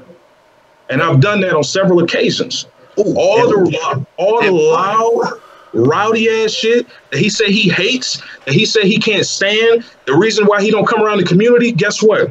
That nigga Chrome uses that shit to his advantage every single time when we on the road. And every time I shut the fucking crowd up and I pop off on K-Brad and I popped off on this person, I popped off on that person, and that nigga Chrome was smiling like, damn, I finally got these niggas on my side. And then we get home and then we don't know you, motherfucker. And then guess what? And just like Chris said, we get back to the crib and we done had all them good conversations with Chrome and we feeling united and this and that. Oh yeah, I'm gonna come around. I'm gonna come to the crib. I'm gonna come play with y'all. It ain't have to be like that. I see what y'all mean now. All right, nigga. Well, we gonna play such and such day. Everybody come through. Hit Chrome. Guess what? And guess what? Every time Chrome always relapse. That nigga always resets every single time, and he be right back on his same bullshit. And that's why we don't get along with the nigga. Nigga, K-Brad K-Brad hate my guts now because of that shit. Chrome your boy? I thought that wasn't your boy. See, nigga, you don't understand, nigga. Yeah, we don't fuck with that nigga. But guess what? I'ma always put money on that nigga over you. Because he a Detroit nigga at the end of the day. Right. And K-Bear be mad as fuck at me. Like, nigga, I thought you my nigga. I like am. Also, like mad at you like on some personal shit almost. Some real shit. That nigga K-Bear told me one day, nigga, fuck you, Caps. I ain't fucking with you, nigga. Like, you was on some hoe shit. I'm like, what you mean? Nigga, y'all be talking all this shit about Crown. Y'all don't fuck with that nigga. But then I gotta pay the nigga, and you bet money against me. And of course, he lost to the nigga, so of course he extra salty. Nigga, what you mean? That's home, nigga. Yeah. That's home field, nigga. Yeah. I can't go against home field, nigga. Nope. I ain't no motherfucking spy. This ain't treason, nigga. Was that the Humacon? Which Humacon was that? Where I was in that bitch going crazy when he was burn kicking niggas. With Chris G, when Chris G lost, and we took Chris G to B-Dubs after that. Yeah. I wasn't even speaking to Chrome. Wait, so Chrome he knows this. He know y'all be up going for bat for him and sticking up for the D. Yet he's still doing that to y'all. Yeah, man. Damn, that's why we don't fuck with that nigga. Yeah, that's some bitch shit. What you know about this? Hold on. What you know about this, Triforce? What you know about this? What was that year, B? We all got in a rape van and went to Atlanta when we always beat up Providence and Hawkeye. That was final round 2012. Okay, yeah, that's when I did the little shit behind Flo in them, right? When I do okay. Yeah. We're talking about that year, 2012. Of course, you know what I'm saying, niggas like me, down his feet, we got real nigga jobs, so we can't stay all Sunday and come back Monday. You know, niggas can't take too many days off of their job in the D because they fire your black ass. So we gotta leave Sunday night before the fucking event is over with. You remember this shit, B? Yeah. So this nigga Chrome, I think he had to play Justin or some shit on the screen. And he wasn't around. Now, instead of doing what they always do for everybody else, which is call Justin or call Ricky or call them or call this, and somebody go into the room and find them. These niggas, pro players, I ain't gonna name them niggas right now because I ain't gonna be no hoe nigga. That shit ain't matter. These niggas was telling the nigga, the bracket runner, to DQ the nigga. Yep. Before he even had a chance to even get a phone call or find out it was his turn to play, they talking about DQ. This nigga B gets off the fucking van, but because he's trying to round niggas up to get in the van so he can leave. He finds out what's going on because somebody told the nigga what's happening. And this nigga B is running through the whole fucking venue looking for Chrome. Yep. We finally find the nigga before they DQ the nigga. And we tell the nigga, like, hey, nigga, like, them niggas try to DQ you, beat the nigga's ass. He get the little touch of power from B, you know, the little equip from some Final Fantasy shit, and win the whole fucking tournament. That nigga won the whole tournament. I talked to that nigga Chrome for about 5 or 10 minutes before we left. And like that nigga Chris said, I gave that nigga the touch of fucking power. And that nigga Chrome went up there and beat the nigga's ass. And he inboxed this nigga B, oh, appreciate you. Thanks, man. Thanks for looking out. I appreciate how y'all did that. And I like, man, you know, I just thought niggas wasn't fucking with me like that. No, nigga, it ain't never been like that. You know what I'm saying? Just come to the crib, come play. And then, like, once again, here we go. We get home. He relax every time. Oh, man. The second time, this nigga B playing Soul Calibur 5 at an event, had to fight KDZ, come barely play. And something happened with Chrome headphones or some shit. The crowd going nuts. This nigga B go over there. Oh, nigga, but shut the fuck up. Da, da, da, da, da. Yep. Make the whole crowd shut the fuck up. Then Chrome win his match. So, how is it that we do all this shit to ensure that you win or that we put you in the best position to win, but yet we don't like you? Or yet we just so against you or praying for your downfall? Right. Nigga, if it was like that, I wouldn't fuck with you at all, nigga. Period. And with him, man, it is what it is, man. I always felt like as a scene, we could have been a lot stronger because Crone always had that buzz. You know what I'm saying? He had the followers, he had the popularity and everything. And I always felt like as a scene, we could have been a lot bigger than we was if he just took the initiative and we just like combined and just really did some shit. You know what I'm saying? But the way he is, he a fucking recluse, man. You can't really do that with that dude, man. Fucking idiot. I mean, it's like that in all the scenes, dude. Everybody's got every local scene has a wolf crone. There's always that one guy, like for me it was CD Jr. Once he's, I tried as much as I can to help the kid out, and even tried to get him an IRL job, and and his brother at one time, and he started dictating to me how much he take in an hour. I said, all right, how about you got, he wanted like $35 an hour. No training, no experience, fresh out of school. And you want $35 an hour. Do you know how to do the job? Well, no, you'll teach me. I said, not for $35 an hour. And then eventually I was just like, you know what? You know better than me. Go find yourself a job. And we just stopped talking after that, and it was, it was always something. And he's a good kid, but one of the things I notice, is I don't care who it is. Video games make two types of people. Well, three, but two negative types of people. One of them, it turns around and makes you an egotistical prick fuck. Yeah. Especially if you get good at the game, which I've been. I know that from experience. And the other one is a super conniver. That everybody's like fucking, not a conniver, paranoid fucking like wolf crone. Everybody's out to get you. You're jealous of me. You're jealous of me because I did this, and this. I'm like, motherfuckers, like, you know those people because they're the ones that go with answers to questions like, well, you got an Evo medal. I don't need a fucking Evo medal. I could steal yours, motherfucker, and you can't do shit about it. I don't have to earn one. It's a fucking video game. It's a tournament. I come to compete, but I didn't come to fucking collect medals. And that's one of the problems with the FGC, especially on the local side, is this fracturing of the local scenes. Even like what you were saying earlier about the Michigan group, the LGBT saying, Corn's too much. Well, what do you want, Corn to leave? Because I'm not going to stop being me. Right. And this is who I am. I'm not telling you not to be gay. Don't tell me not to be who I am. Right. And everybody will get along great. But unfortunately in this scene, the new narrative is push this, you need to become socially aware, anti-Trump, keep all that shit. Listen, I don't give a fuck you voted for Trump, you voted for Obama or Bush or whoever I don't care. We're talking about fucking video games. Video games, exactly. Exactly. This is where the real world shit is supposed to stop and be left in front of the arcade. And when you leave the arcade at the end of the night, you can go deal with that shit again. Like you said, in the D, we won't talk. Outside the D, I got you. Yep. It's the same mentality as with the arcade. In our arcade, don't fucking speak to me.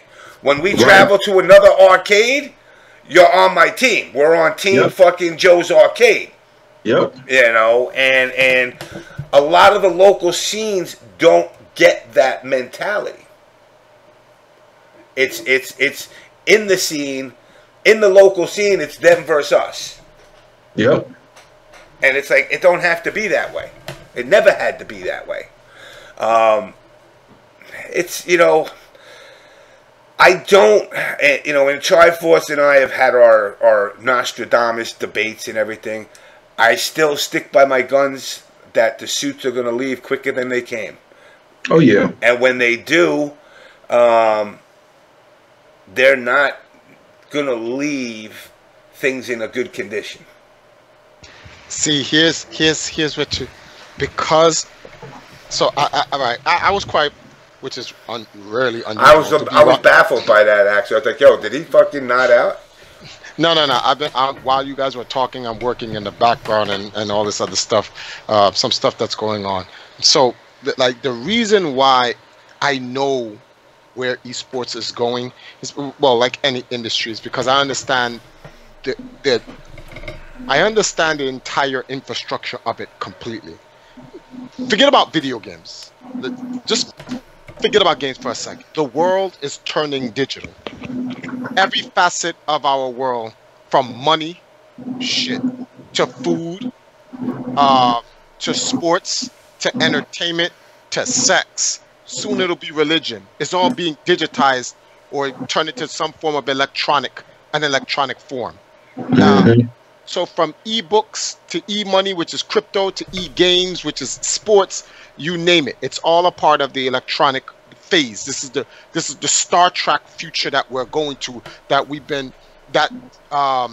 elites have been preparing us for since J. Ron Hubbard, or whatever the frig his name is, when he made this shit.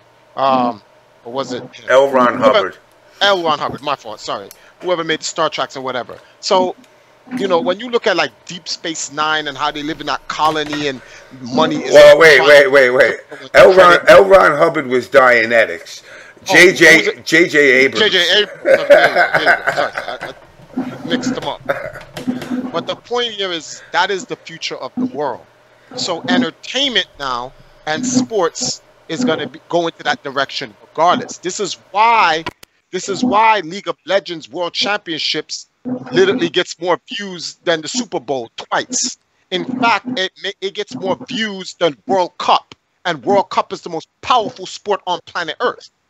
So the issue here, this is the issue. When you guys say that esports will fail, you have to kind of keep it within the reality. The fighting game community will die. The fighting game industry for esports will not. We had this conversation already, James. The community is going to get killed. It's not the industry. The suits are not here for the community. The suits are here for the brand, the infrastructure. They take that. It's like raping Africa. They're just there for the coltan. They don't care about the tribes and the black people there. They could die for all they care. They could be genocide for all they care. They could be enslaved for all they care. They don't care. They're not there for them. They're there for their resources. So the suits are here for the FGC's resources. They will take it. They will build an industry of it. Mark my words, Triforce with another one of his Nostradamus predictions. Someone like Dana White's going to come and turn the FGC into how they do MMA. And then that's it. And then the FGC, we will have a bunch of old guys talking about, man, I remember when I built this shit, man, I was running. And no one will give a shit. Everyone will just care about the new shit running. And that's the reality of what's going to happen. And it's going to happen because the esports is a spectator sport. Right now, America and Korea is running shit, but that's only because Africa and China and India has not got in. And when they do, and it's not an if, it's a when they do, American esports is only going to exist because America created esports. That's pretty much really all it is. That's the only reason why America's going to thrive in it, because they were the founders of it. Shout outs to Walter Day and the original Twin Galaxies. But like, that's the only reason. Outside of that, though, in terms of who's going to lead the market financially, this shit's going to be like China leading the dollar on the world. They're going to own the GDP soon. You can't win. When you get, okay, 400 million people in America. 5% of 400 million people in America is into esports. That's a significant number, and that generates a good $1 billion in the industry. And that's 400 million. Can you imagine 5% of Africa, 5% of India, 5% of China? Now, a lot of people will make these stupid, snarky, dumbass comments like, what are you talking about, Triforce? They have computers and cell phones? I'm like, well, for you ignorant ass, non-traveling, stay home, watch CNN ass idiots out there who don't know anything about the world, yes, the world is a lot more sophisticated. There are highways in Jamaica. We have fiber optic down here. We have supercomputers. The same for China. The same for India. The same for Africa. Is there poor regions? Yes, of course there are. Just like there's poor regions in America. But this narrative that America is the only first world living country with the higher, like, cut the bullshit. Like, go travel and you'll see for yourself. That is not what you think. But when these guys get involved, it's a wrap. And the issue here, when I think about the fighting game community, because the fighting game community is really the best, to me, in my opinion, the best competitive gaming scene there is in the world, is because it's the true melting pot. Every ethnic group is in the FGC and they all get along. Yep. They all get along. Everybody has some form of racist, bigotry word that they say against each other, and it's all good. It's just considered to be trash talk. It's not like classic gaming community. Who's feeding? I don't know if it's your thing, Triforce, or is it Brian feeding back? Brian, are you feeding back? I don't think so. I see your mic going off. So. Okay, my fault. Yeah. But when you look at it, like I look at the classic gaming community, the majority of the classic gaming community is white. First person shooter, white. MOBA, white and Asian. And every other conceivable category, with the exception of sports. Yep. Sports and fighting games, black people. First person shooter, MOBA, white. What do we have here? Racing, classic, the majority is white and mixed with Asian. Not that that's necessarily a problem, because it really isn't, because it depends on what you're into, but the fighting game community is truly the world in competitive gaming, period. Yeah. And the problem here, though, is that it is a volatile community, because it's about fighting. Look what just happened with McGregor and what's the guy name he just fought? Like, it's fighting. Dudes, my man won, threw his mouthpiece, jumped over the cage and jump kicked the dude. Like, come on, be like, my man, and that's the winner. That's how the winner is acting. So, but because that's just how it is. It's fighting. Come on, man. That's just what it is. This is not new. This comes from a long tradition of gladiator sport. What do you expect the crowd to act like? And the problem here is that the suits are trying to come in and create a golf audience for fighting games. What?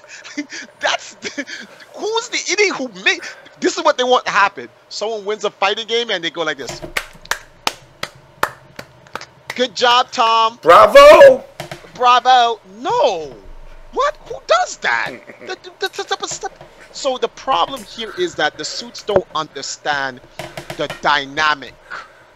You know what we got? We gotta go find FGC motherfuckers. Got to go find a fucking PGA golf fucking tournament and blow that shit up like a fighting game shit. I told Jabali, just like how Jabali went and got wrestlers. Remember when I said, yo, when someone starts putting in the wrestling format, then we're gonna start going places. Then obviously, right after that, Jabali went. Someone needs to contact Dana White and tell him, come take the shit over. Put fighting games in the UFC or whatever is it that he's running. Watch this shit. You wouldn't believe most of the people in that audience watching it. They may not be able to fight physically, but those dudes play fighting games. Yeah. Believe it. They like punching and kicking. We have the wrong people spearheading. Oh yeah. That's the problem. But best believe the industry won't die. The industry will have a lot of growing pains, but eventually someone with the money or someone smart enough is going to get it done. Here's an example. Jace Hall, right? Did you see what he did at EVO with Twin Galaxies Fight Club? Yeah. He bought out the esports arena and had Alex Baye was in it, Sanford, Justin, Yipes, Golden Neo, Desmond. It was a whole bunch of dudes, right? And they played a different myriad of fighting games. I think Sonic Fox was in it. Well, someone was in it for Dragon Ball, but they had Street Fighter V. They had I think Capcom versus SNK 2, or was it Super Street Fighter 2? One of those two. Marvel vs. Capcom 2, Dragon Ball, Tekken. They had a bunch of those things. And I'm looking at that, and I watched the actual thing. And it had some good views for its first turnout. I think it was like almost 10,000. Yeah. For this first turnout. First time. Because, well, when you think Twin Galaxies, you don't think fighting games. Yeah. So for them to get those views on that name is ridiculous. Can you imagine if they get a couple of UFCs or boxers, Mike Tyson coming through, and just get the right guys to promote this shit? Come on, man. I mean, they tried to bring in the Shaqs and shit like that, and they had it. I said fighters. Yeah. I said fighters. Like, yeah. Let's stick to the fighters. Like, these are the stick in your sport. Shaq, go do NBA, right? Shaq, go do NBA, and whoever's doing whatever sports, do your sport. Like, I'm not saying that, oh, they're not allowed to play fighting games or appreciate fighting games, but I'm talking about it from an endorsement level. Now, if they want to endorse it for themselves, you know, like, I don't see Shaq commentate Street Fighter or Tekken. Nah, you talk about Floyd doing it. I'm watching that shit like a mother. Yeah, that's what I'm talking about. You tell me, motherfucking Adrian Broner finna come commentate some Dragon Ball. I'm watching that shit. Why doesn't Conor McGregor have his own fighting game team? I don't understand this. Why dudes are selling UFC games on the systems, but there's no UFC pro fightings in the game. Look at FIFA. You see how smart FIFA is? Yeah. FIFA players, physical FIFA players, literally own esports FIFA teams. Yeah. NBA players actually have NBA 2K19 esports teams. I don't understand what's going on. Why aren't wrestlers are in the area? You should have boxing. The reason is let me tell you the reason. All right, Richard Lewis is a perfect example. Richard Lewis came and he tried to build it up in E-League. MLG, we went through, you and I. That's how I met Corn at that fucking little with PL and all that shit. The people that are in the position that you know hate you, they equally hate me, and they think they have the answers. They have access. They have the access to these people, and they talk in their ear. And what they're saying totally contradicts to what you're saying. Yeah, but you know, I have asked, like for example. Here's my thing against that. That. In all of my predictions in the FGC and its development, have I been wrong? Negative. Okay, so now, the guru who's been around long enough, who's experienced the scene long enough. Remember, I brought the first esports team into the fighting game community. The first esports team ever. And these moogly-headed motherfuckers are going to come in and tell the guy who's been here 17 plus years with his team, he don't know what he's doing. You know what they got over me? Money. And that's all they have. Now, one of the things that I always find funny is like I was saying earlier about the UYU team. You know, this Jin Hee woman who apparently is very personable. I mean, I know Chris has dealt with her. She's got a line of clothing. I don't know if she's giving it away, some of it away for free or selling it, but I see a lot of this gear out there. She made a small streaming team of UYU girls. You know, and it's not just her. It's the guy Drew that owns the team as well. And they're I remember seeing you on an MTV show, and I ain't even gonna lie, I was like, this motherfucking knucklehead with his fucking power glove talking his shit again. But during your speech on that show, and going through we're not a team, we're a development company, yada yada yada, you specifically said clothing. This is she is the gatekeeper now to FGC clothing. She is the only real legit, and when I say legit, not some Twitch streamer who just decided to print up a bunch of shirts that say "get fucked" and sell them on some fucking Patreon account. She was the senior clothing designer for Polo Ralph Lauren in New York City. Under Ralph Lauren, that's it. That was who she answered to.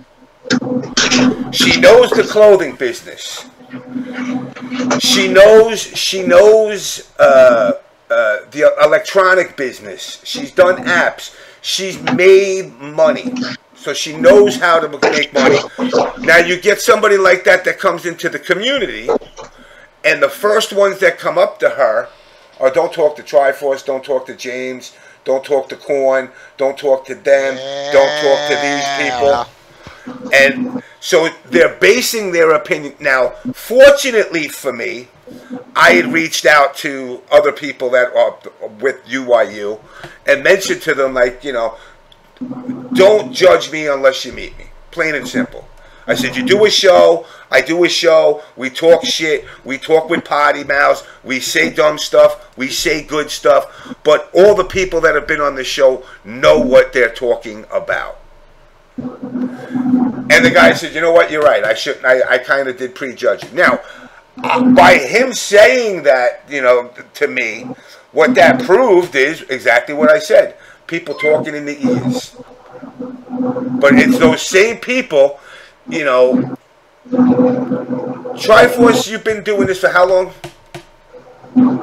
2000. Well, if you count, well, I don't know if you want to count 2002 because it started in November of 2002. I'll count whatever you want. You just put a year out there. All right. Well, actually, since we're in about around November 2002 to now. Okay. So we're talking about 17, 18 years. Okay, 17 years. Let's keep it 190. If you had to put a monetary value on how much you've made since day one to now, how much do you think you would have made? Well, if I wasn't being blacklisted and blocked and cock blocked and all of that. Point blank, from day one to now, if you put a monetary value on everything across the board that you've made, how much do you think you made about?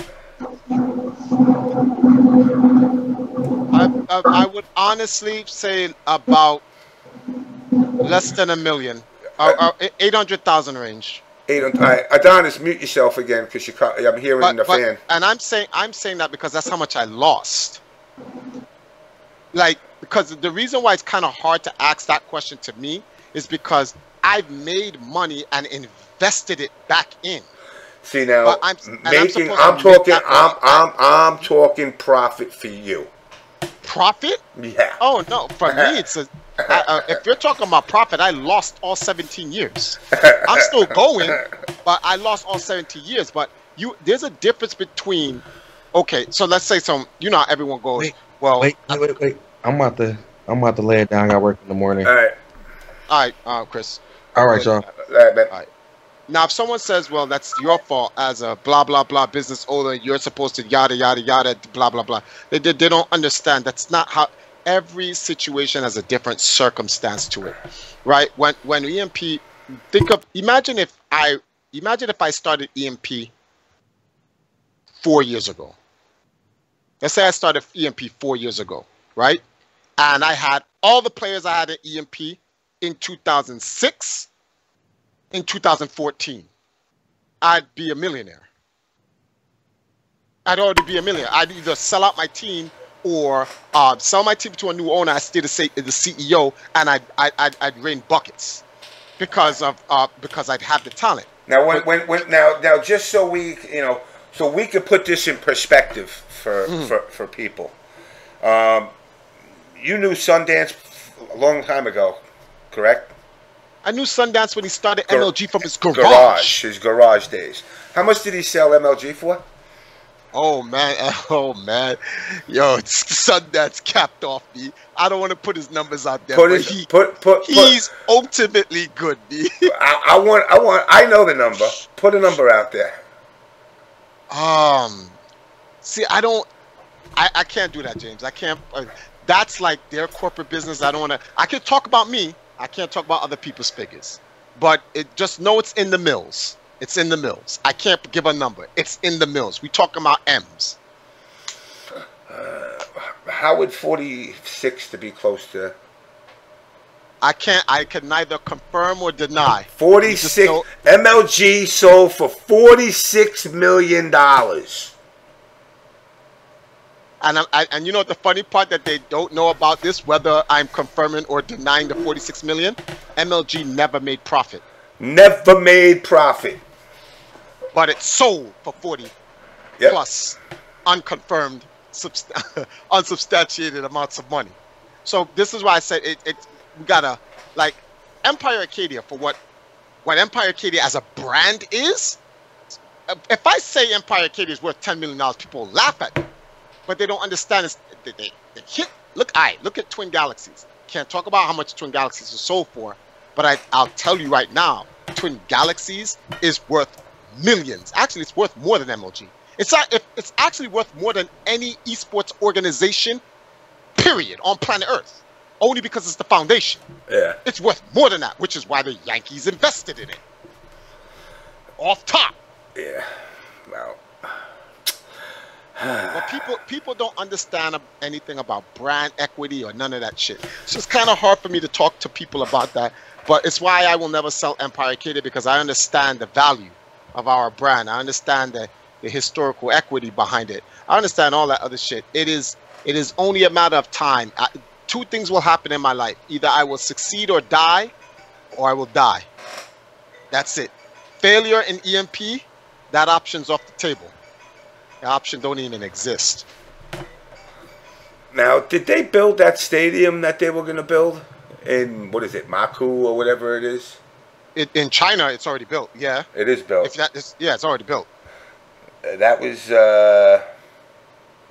what year was that? They said they were going. I think it finally finished building last year. Actually, I can Google that and find out right now. Yeah. China Esports Stadium. Whoa. Opened in 2017. Yeah, it's last year. Yeah. Yeah. In the U.S., they've been working on partnerships with existing stadiums. Now, Dolan, who owns Madison Square Garden, is building a Sphere in Vegas, which is supposed to outdo that other esports arena. And he's also building one in London, which is a complete globe stadium with the perfect sound. Or that the guy who designed it built Yahoo's infrastructure, and now he's doing this stadium. That's supposed to be done like 2019, but my guess is more 2021, 2022 before it's completed. He knows he's, you know, if you look at what Dolan has done business-wise, he owns Madison Square Garden. He owns Radio City. He owns the Beacon Theater. He owned Newsday newspaper. He owned Cablevision. He owned Hoy newspaper. He owned El Diario, whatever that other newspaper is, Spanish newspaper. He's got a fleet of fucking helicopters. He's got fucking planes. He's got all the bullshit. He's only invested in things to eventually sell them out. He don't plan on, he's basically said that this Sphere in Vegas is going to be his baby, and he really wants to get into esports. I personally still think this is so far off, we're going to be dead before it takes off. I don't know. Will we? You know what? I'm pushing 5-0. I don't know about you. I'm pushing 5-0. Nah, James, you'll be alive. I don't know. I don't see me. Less than 5 years. I'm gonna tell you what's gonna what's gonna make the global move be Pyongyang 2020.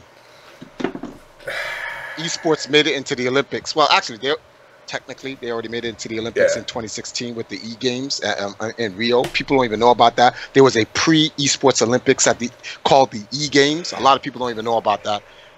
But Pyongyang, it's a wrap. It's a wrap. Once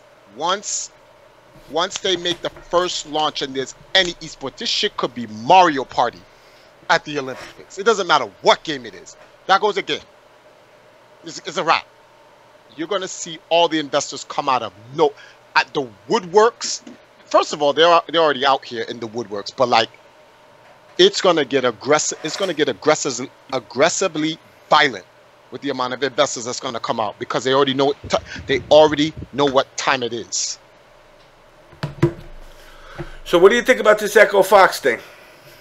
All right, the Echo Fox thing. First of all, do you have a list of the people that they released? They released the manager. I forgot what his name was. They didn't do it in it was more of the players coming out. I know Scar from the MK community, Theo from the MK community. They dissolved their Call of Duty team totally. Gears of War team. Gears of War team was dissolved. And today was Saint and JCDR. And Punk is gone too. And Punk. Can I read a comment from your YouTube channel? Go ahead. Empire is the best esports team ever. Good night. Shout outs to Perfect Legend. I just wanted to say that. But why would they? I don't You see, this is the part I don't like about these esports teams. The way they carry themselves, it's really not. It's not illegal, but it's definitely unethical. You get this team. Well, I guess they're gonna say, well, it's simply business. We pay them, they do it. When we no longer want to use them, we get rid of them. But it's just crazy. Like there's something not right with this. Is what I'm at. Here comes Rick Fox, who puts all this into it. And to drop like this, especially while Tekken's on its high time right now, to drop the play, like I said, there's something going on with this H1Z1, because I know Jace Hall's involved with that, pushing that for esports, and they're using, I don't know, they're all in bed with each other, and they got something going on that people are kind of talking. And again, this is conspiracy. I can't, because God forbid one of these guys ever try to reach out and explain. That will never happen. Yeah, I mean, last time that happened was, what's his name? Not Sundance, the other one. When he came on here and apologized to me. Oh, that was Black. Oh my goodness, why can't I remember his name? Not Chris. It's with the A. Not Apollo. Apollo. No. I forgot his name. I know you're talking about that. He was the vice president.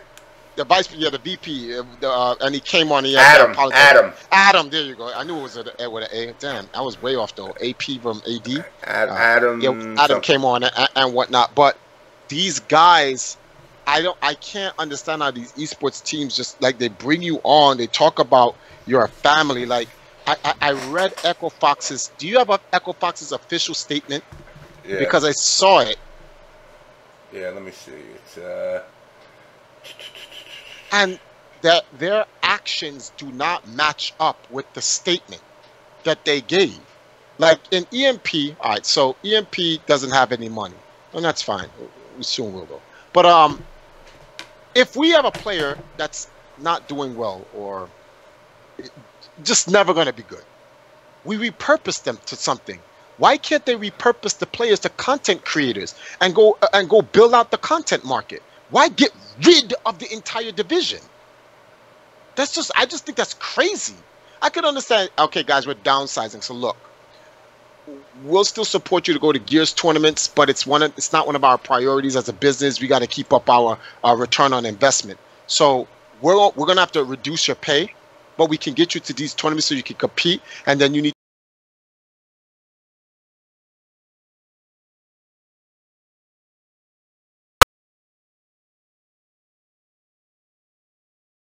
official statement is, as part of a strategic effort to best position our organization for the future, Echo Fox is realigning its portfolio of teams and player roster. After careful review and consideration, we will be disbanding our Call of Duty and Gears of War teams, as well as releasing some of our fighting game and other select players. These moves will allow us to focus our time and resources on the continued development of the remaining roster, ensuring that we can deliver on the expectations of our fans. our players, and the rest of the Echo Fox family. Echo Fox remains dedicated to the growth and development of our players as professionals and individuals. The players moving on have poured their hearts into their games and into Echo Fox. We are grateful for their time and effort they have given, and we plan to support them in the future endeavors. Thank you. They will always be a part of Echo Fox family. I am excited for the future of Echo Fox. Jared Jeffries, President. Yeah. What got you cackling there? Told you, something's not right. Oh man, this shit is the best. All right, whatever. That's the statement. It's the statement. That's the statement. All right. Got to take the man's word for it. So it is what it is. But again, I don't know. I hear tricklings of some shady stuff that I won't put out there unless I can get some confirmation. I don't want to just blow smoke up people's asses, but there's definitely something amiss. Again, I look at Rick Fox, who came into the esports and the Echo Fox brand, as for those out there that have played like organized baseball, Little League or something, Echo Fox and Rick Fox, should I say, reminds me of one of those dads who started coaching Little League because his kid was playing, and while he was coaching him, he made his kid the starting pitcher and made his kid the cleanup hitter, even though his kid sucked in baseball. But because it's his boy and he's the coach, he does what he wants. And I think Rick has probably seen this, and somebody in the chat, Redline just said, is probably ready to get out of this shit. I don't think he's seen zero profit. I mean, they had what, Tokido rulers or tape measurers they were selling? How many do you think of those they sold? I don't know. You're not even like one of the things I like about Equinox, which is this smaller, newer team that's actually stemmed from one of the girls that were running it was one of the social media managers for Echo Fox. I like their uniform. They got a baseball button down. Because you see this shit now. Everybody goes with that same fucking typical fucking esports jersey. Yeah. But these guys got the old school 50s button downs that look pretty slick. The button down baseball shirts. And and they're crisp. And I just like the way they look as a team. They look like a team.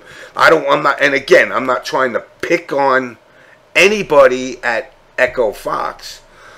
You got Justin, you got Taquito, you got Sonic. None of them come off crisp.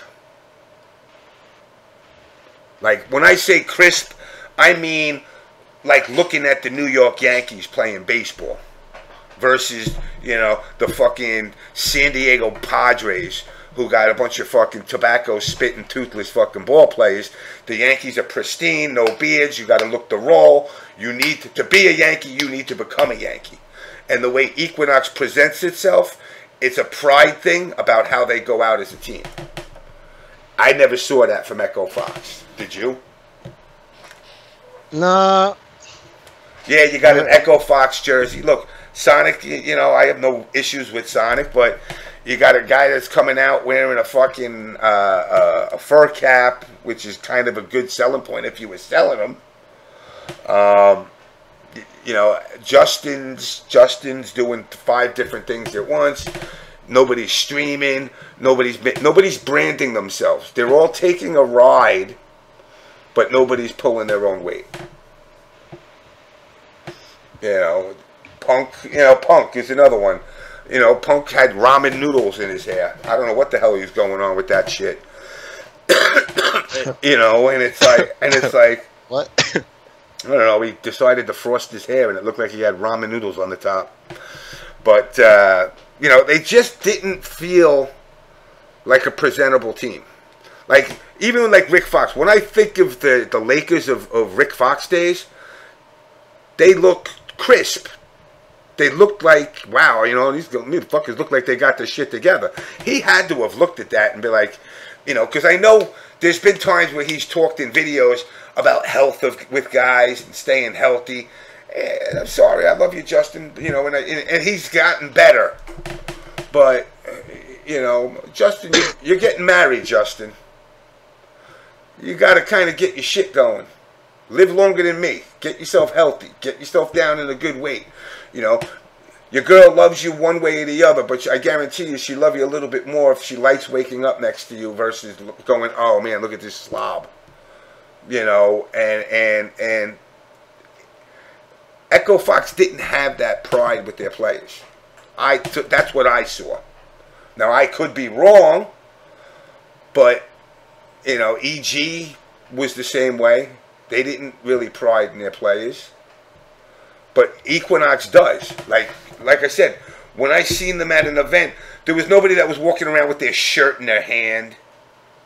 You know, the girls that are on the team wore their shirts proud the whole time. The guys did. They stuck together like a team. I just thought it was a very cohesive unit. And I don't see that from any other team. Now, that's what. James, what's the name of these people? Because I got to see these people because you're bigging them up a lot. Equinox and Cuddlecore just got picked up by them.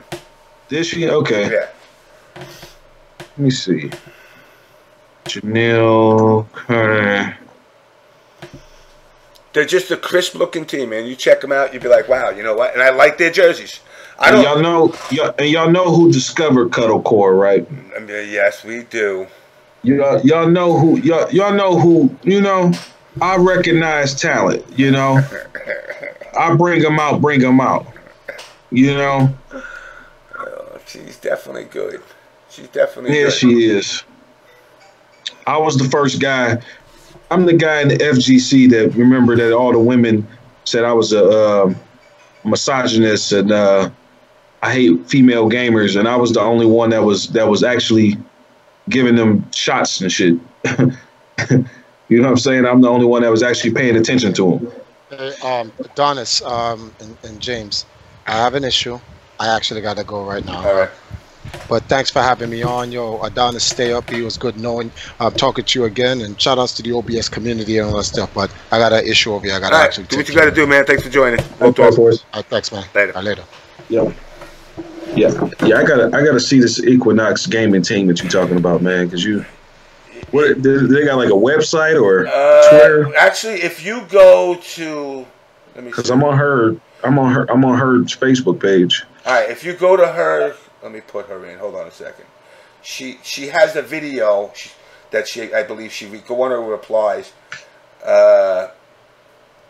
If you go to one of her videos down, they got a video of the team. But let me put just. Okay, yeah. I'm looking at their little website now. Yeah, you'll see that they're sharp looking players. You know, and it's like it's definitely a team that I look forward to seeing grow in the community, especially when it comes to grassroots, but holding on to that grassroots, but becoming esports. You know, you don't have to lose who you are to become esports. You need to know how to monitor it.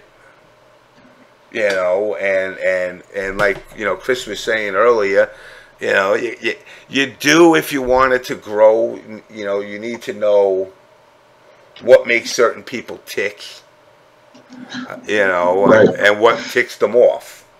Now, that don't mean you got to kiss their ass. You know, somebody don't like the word faggot, you know, or something, you know. Listen, if I was raised for the last 30 years and that was a word that I used, I could tell you, listen, I'm sorry I say the word when I say the word, but I'm not going to go out of my way to monitor what I say. I'm not going to go out of my way to say it to you. But if it comes out, that don't mean all of a sudden, oh, no, James is homophobic. No. It's just the way I am, dude. You know, and that's the way I'll always be. You know, I'll try to treat people, you know, and I've always done it. I've treated people with the respect you treat me.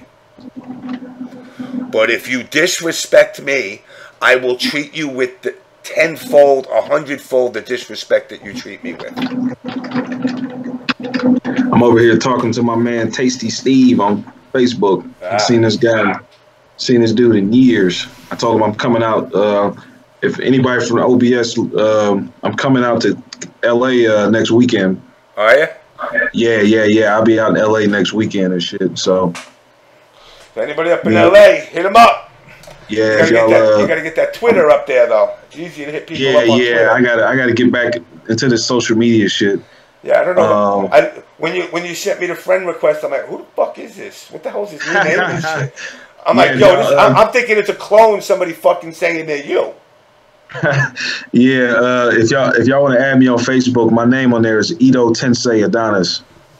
Edo Tensei, that's some weeaboo shit. That's from Naruto.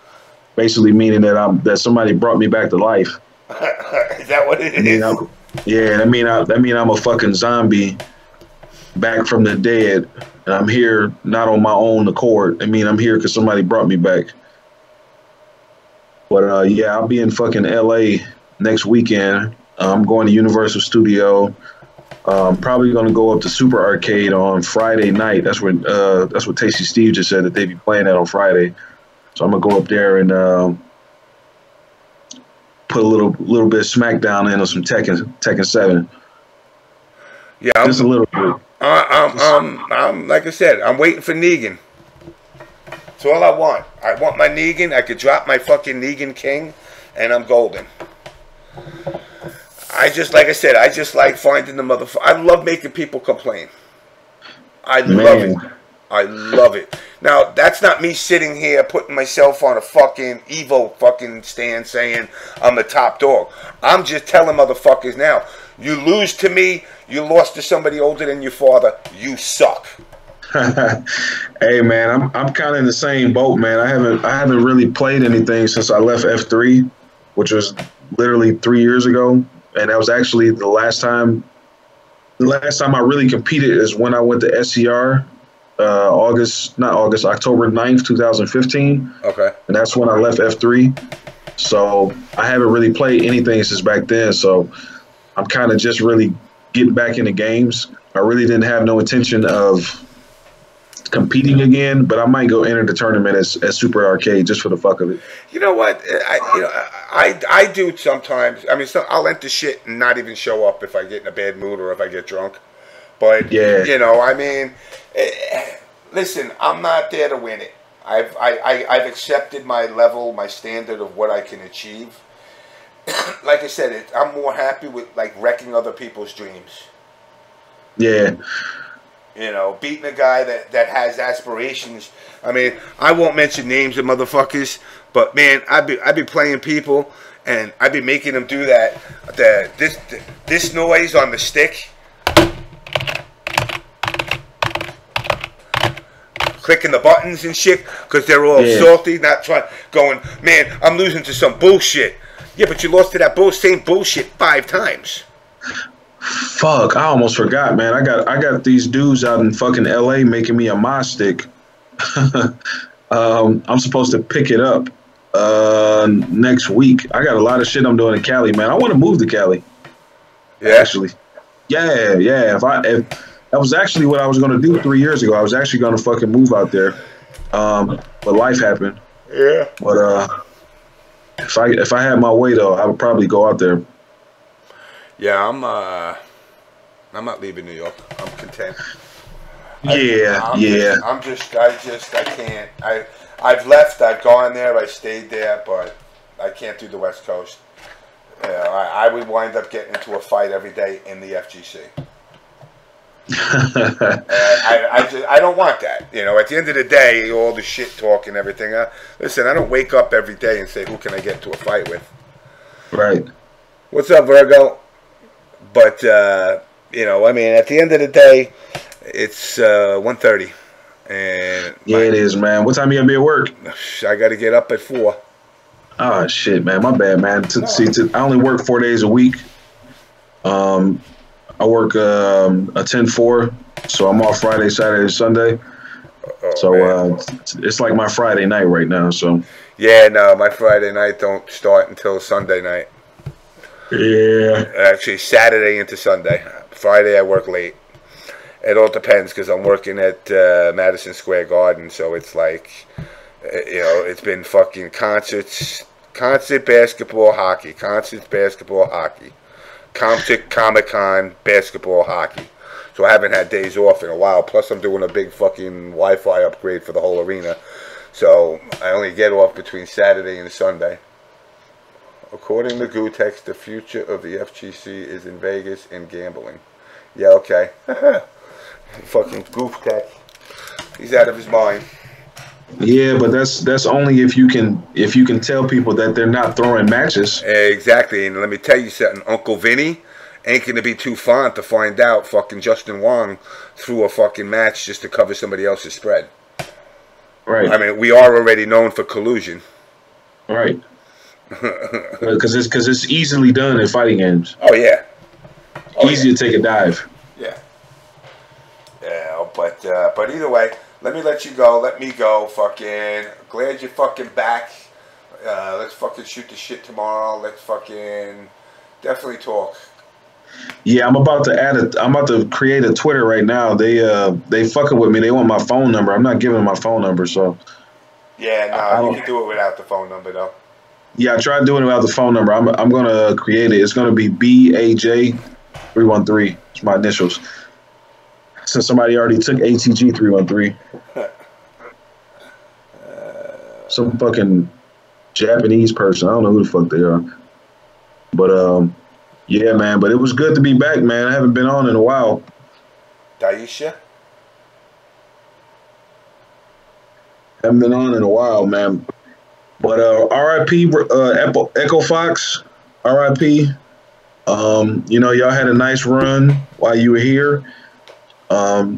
You know, they took the regular lifespan of any esport team that wants to come in and barge their way into the FGC by getting all this talent and doing all these big ass moves, acquiring all these foreign players and getting all this shit and having no idea what the fuck they're doing.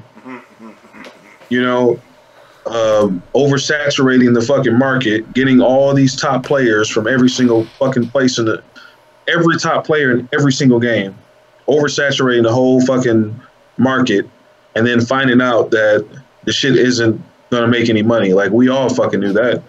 Oh yeah. But some people had faith because they thought Rick Fox was super rich because he was a basketball player or whatever. So they thought it was gonna, you know, be different. And in the end, same shit, same story. Oh yeah. We all heard it and seen it before. Everybody gives everybody a line of shit until they realize they ain't making nothing. Yep. And then they twist it. That's why, like I said, you know, guys out there give UYU a follow. They make some nice fucking gear. I'm not gonna fucking lie. Mm-hmm. And, you know, Equinox, same thing. You know, they do have their stuff. They sell it. It's nice shit. You know, listen, you're not gonna buy a stick if you're a pad player. So I'm not gonna tell you go buy a faux hammer stick because you ain't gonna do it. Right. You know, and if you want a good stick, if you want a Cadillac, you buy a faux hammer. You want a Mitsubishi, you go buy a Quamba or one of these other guys. You know, but if you want a classy, good, sturdy stick, yo, faux hammer, this shit's a fucking legit, but you pay. You know, and when it comes to the FGC, we all know they ain't got soap and they ain't got money. All right, man. I'm out of here, man. All right. Yeah, but I'll be at Super Arcade next Friday. If I can get away from my old lady long enough to play a couple of games out there. I might, maybe, you know what? I got to see. Maybe I got to figure out my schedule because, like I said, I can fly anywhere. So I just got to tell them where I want to go. It's just a matter of it's on standby. So yeah. I need to be able to come back and get back for work. And it's like LA is that one that it does fill up. You know, flights do get filled up. So if anything, I'd have to do a bump, like fly from like fucking New York to, you know, like Nebraska. Yeah, I was gonna say like Minnesota or some shit. And grab a flight from there to LA, and it'll wind up fucking working out. You know, but Yeah. I gotta figure it out. I'll figure it out.